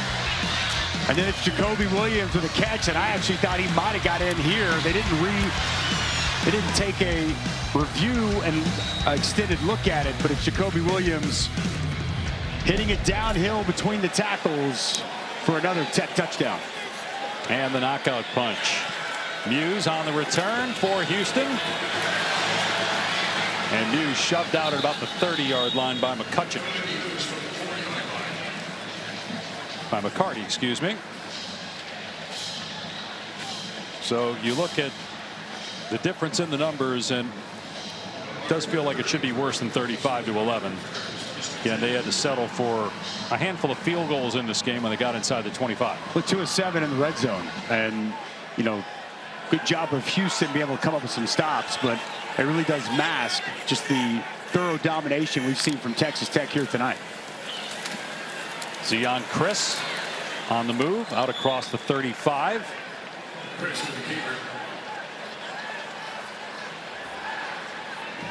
Be intrigued to see what we hear for Connor Wigman. Done for the night. We've seen quite a bit of Zeon Chris Gramillion. Good athleticism and hit the big play down the field before halftime.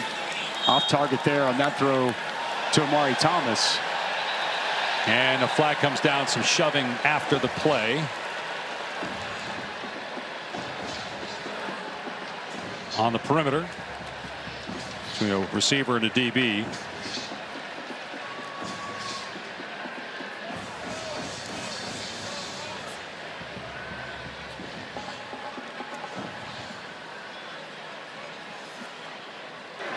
After the play, unsportsmanlike conduct, offense number 5. This first of the game, 15-yard penalty, 3rd down. That's going to drive Willie Fritz crazy. Down 24, getting an unsportsmanlike conduct. So up next for Texas Tech, home against Kansas. They don't play Cincinnati. Right. They don't play Iowa State.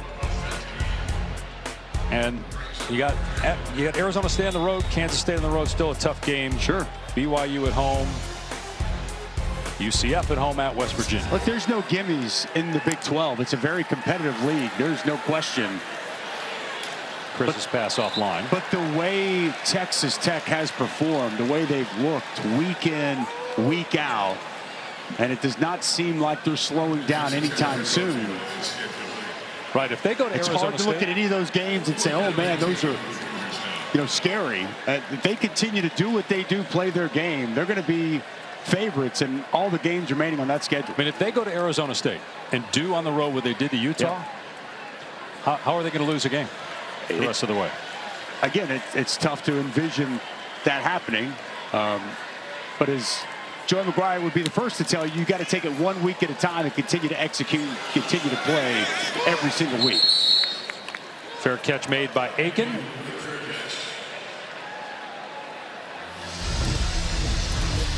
So the 2008 season was their first 10-win season since 1976. They went 11-2, 7-1 in the Big 12. They had that great win over Texas, 39-33. But Graham Harrell led the nation in passing that year, hitting Michael Crabtree for a 28-yard touchdown with a second remaining in the game. And I'm sure some people are saying, you guys are getting ahead of yourselves, but there's no question that Texas Tech, just watching, they're for real. This is more than a snapshot. This is 5 games of dominance. They're for real. This team is for real. And it's hard to poke many holes in this football team, what they put out there. They're almost 5 full games in. Dickey running to the left, caught the ball up, and recovered by Houston. First turnover of the game by Texas Tech. Sione Fotu has the football for Houston. Great timing on our conversation about how dominant Texas Tech is. And it looked like Dickey ran into his own guy. It was a nice job by Vetter coming in. And it looked like as Dickey is running, the blocker in front kind of knocked that ball loose. And the first turnover of the night for Texas Tech. Based on, here's a question for you. Based on what you've seen so far through 6 weeks of college football, with like Penn State losing today, Notre Dame with 2 losses, could we have more than one Big 12 team making the 12-team college football playoff this year? I mean, it's possible. I mean, there's just so much football left to be played. Ooh, man. Connors leveled at the line of scrimmage. Another TFL. This defensive line is just relentless there inside. Field with the hit. They love him. Sophomore, been playing really well. I mean, it just depends. I mean, you know, if Arizona State beats Texas Tech in a couple of weeks and they run the table, I mean, yeah, anything is possible. Say at this point it's trending more towards 1, but you never know. There's so much of this. We're not even the halfway point yet, Dave. Cross dumps it off to Dean Connors. Close to a first down as he's pushed out by Wisniewski. I think most projections you would look at has the Big 12 getting 1 team in, but That's why we play the games, my friend. There's a lot of football left to go before we have to start really having a true sense of that conversation. They're down and about a yard here.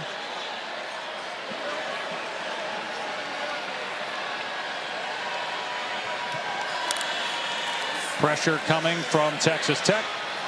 And a launch into the end zone. Boy, a lot of hand fighting. No flag. Incomplete pass. Pollock there defensively. And so it's 4th down. But Pollock turned into the offensive player. It looked like that ball just up in the air. And as he gets in position to try to get his 4th interception of the season. You mentioned the hand fighting. With GWES Martin, who was the intended target.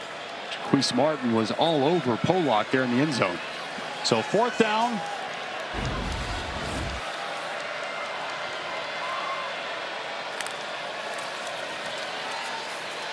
And Chris running it, gets tripped up, but did get the 1st down at the 25. Nice job with the quarterback counter.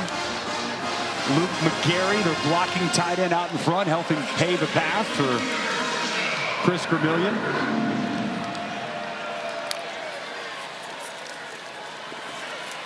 Leaving the pocket, another helmet comes off. The pass is thrown out of bounds. David Bailey had his helmet come off. We saw that earlier with Lee Hunter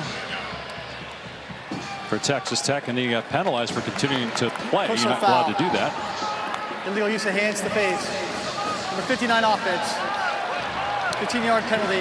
Replay 1st down. Demetrius Hunter, you got to wonder if some of this is frustration, some of these penalties and knocking guys' helmets off with the way they've been getting beat. I don't think this one was. I think his hands just worked their way up to the face of David Bailey. Just relentless pass rush. Trying to do whatever he can do to stop him. Skylar Gear-Howard again with an excellent rush on the interior. That was a left tackle.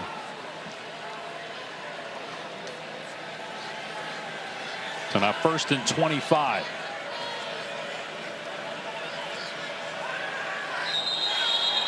Oh boy.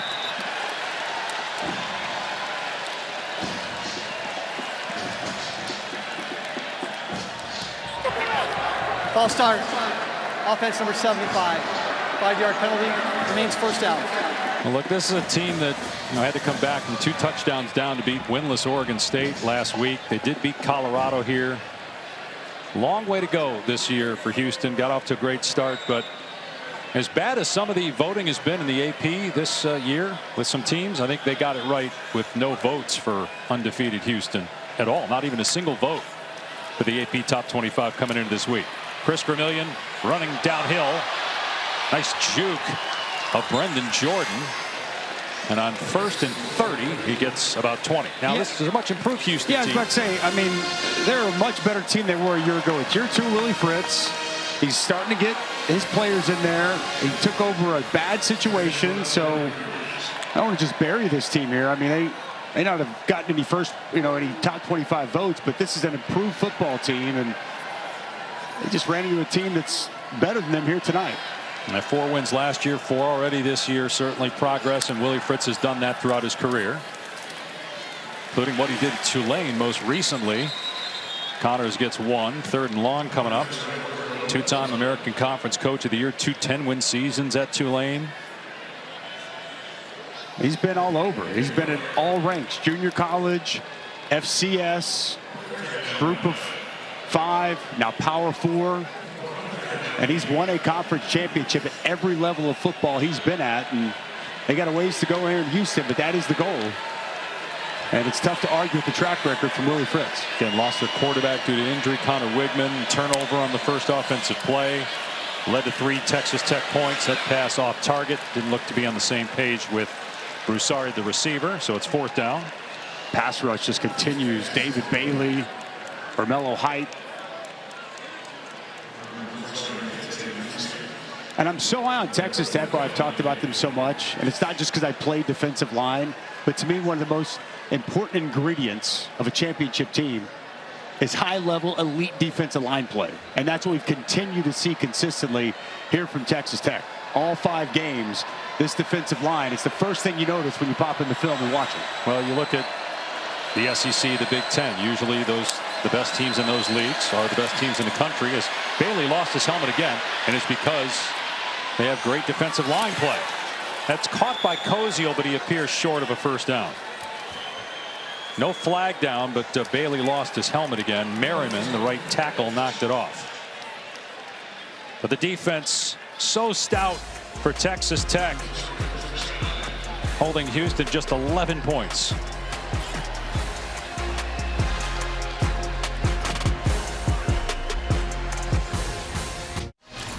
Well, last year, Jaron Kiebe-Songapulitele had the game-winning touchdown pass for Cal against Boston College.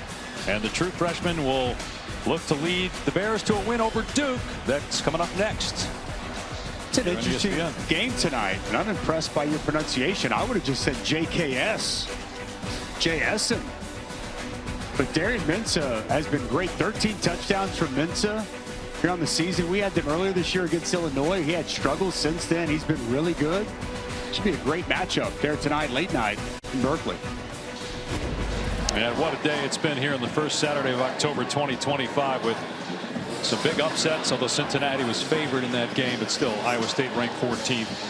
Florida beating Texas, but the one in the middle, how does anybody explain that? UCLA had not led in a game all season long. They're up 20 at halftime.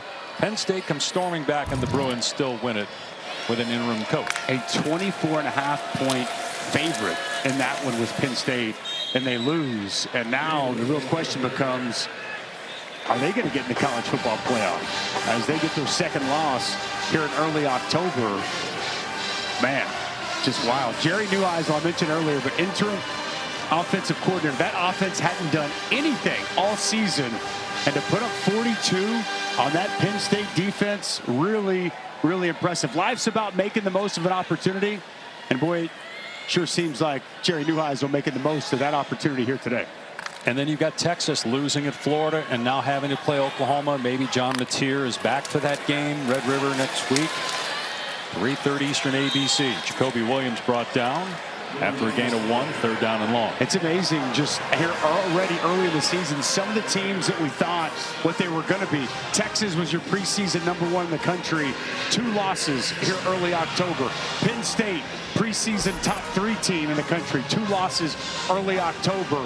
Clemson, preseason top 5. 3 losses already before we hit October. Typically, a lot of things stay true to form, but has not been the case here in 2025. Texas Tech with 480 yards of total offense. They had 350 at halftime. First down for Jacoby Williams. Run out of play at the 39. 18 more yards for Williams, and that should push him over 100 now on the night. I like the way he hesitates, and then you see the burst. Nice hole on the interior of the offensive line, but between Cameron Dickey and Jacoby Williams, these guys 175 yards on the ground between the two of them.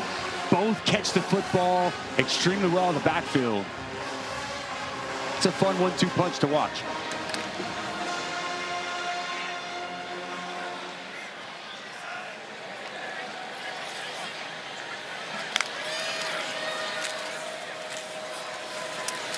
Williams up the middle, slammed to the ground by Miles Parker. Again, Texas Tech has Kansas next week and has to go to Arizona State the following week. That should be a great game. Arizona State has 1 loss, but that was out of conference. That was at Mississippi State, a much improved team early in the season. And Arizona State has had to gut out a couple of victories here in the Big 12. A big win in Baylor that was close down to the end. TCU, where they fell way behind, fought their way back and won that game. They've got some real toughness and grittiness to that team, that program. First down for Williams. Well, featured on College Game Day today is not only one of the most inspiring stories in college football, but right now in all of sports. Houston Director of Strength and Performance Kurt Hester was diagnosed with stage 4 cancer on February and was told he has 4 to 6 weeks to live. Here we are in early October. He says his blood levels are good right now. The tumors are shrinking, and he's going to work every single day, has not missed a day. Incredible. Just an amazing story of someone not going to give up, continues to fight, and continues to pour into these players and this team. It was a very well done feature on game day here this morning. If you missed it, I urge you go back and look at it. And we talked with Carlos Allen Jr. about the impact Coach Hester has had on him and the ability and the belief to be able to push through anything that life throws at you. Taylor, he really has instilled so much in all these players here at Houston. Yeah, I thought it was pretty profound the way that he sat back when we asked the question and thought about just the mentality that Coach Hester brings every single day and how that's inspirational to him. And how could it not be what this guy is going through? And they actually didn't know for a little bit before he was coming to work, and somebody told him, hey, this is what's going on. And he said, are you serious? That guy, really? I couldn't believe it. And just an amazing story with how he's attacked his recovery and how it's inspired the team. Here he was pre-game getting the team fired up. And a lot of the players and the coaches we talked to, the love they have for him and how he's inspired them. Unbreakable, that's the slogan. Yeah. And that's how he's lived these last 7 months after being told by doctors to get his affairs in order. And he said he is unbreakable, and we thank everybody with him in his fight, and as he continues to fight such a nasty wicked disease.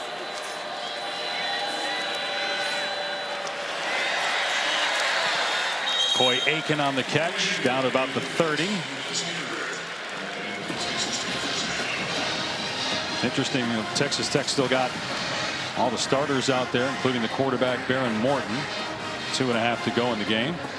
Stats continue to accumulate. Kind of wonder, is that potentially at play here? You know, but a lot of people mentioned in the Heisman Trophy conversation, Baron Morton hasn't necessarily been one of those, but his numbers now, 12 touchdown passes on the season. He's up over 300 yards in this game. He's going to be somewhere around 1,400 yards at the conclusion of this game. And also, again, looking for some style points maybe when the committee starts to meet. The bigger your wins. I mean, their closest win was 24 against Utah. Right. And it's 24 right now over Houston. But Kurt Hester, thoughts and prayers are with you, my man, as you continue your fight. You've made a remarkable difference in this city.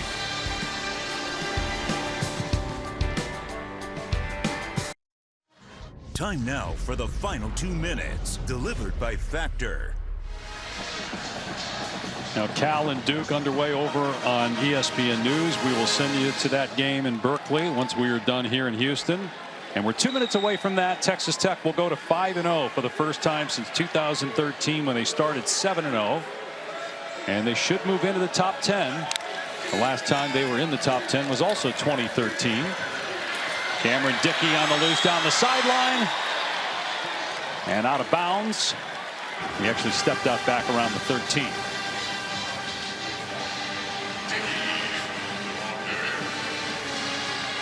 Be interesting to see where they end up in the top 10 this week.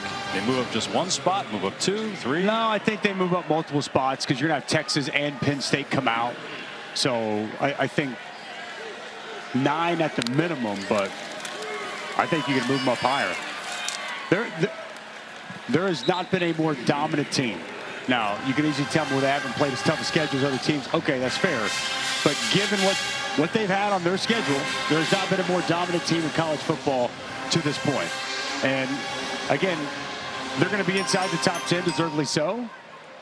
How high will they move up? We'll see. But I think they continue to prove themselves week in, week out. And Joey McGuire knows. He's got a really good football team. He's got good personnel. He really believes in his coordinators, and they brought this team together. This is a team. They've done a really good job with the veteran leaders they had, the new players they brought in. You mentioned it earlier. They just bring in talent. They brought in former captains, alphas, and they have really come together and found cohesion in a short amount of time. And it's going to be fun to watch and see what this team is capable doing throughout the course of Big 12 play. It's the culture that they have. That's right. And that's Joey McGuire. Yep. And just looking at that upcoming schedule, it's going to get really interesting if, again, they go to Tempe in 2 weeks and do what they did to Utah. First up, they have Kansas. And even before that, they're going to celebrate this one because it's another impressive showing on the road against a previously unbeaten team. It's a historic start to the season for Texas Tech when you consider how they are dominating their opponents through the first 5 games. 5 straight wins by 20+ for the first time since the 50s in Lubbock.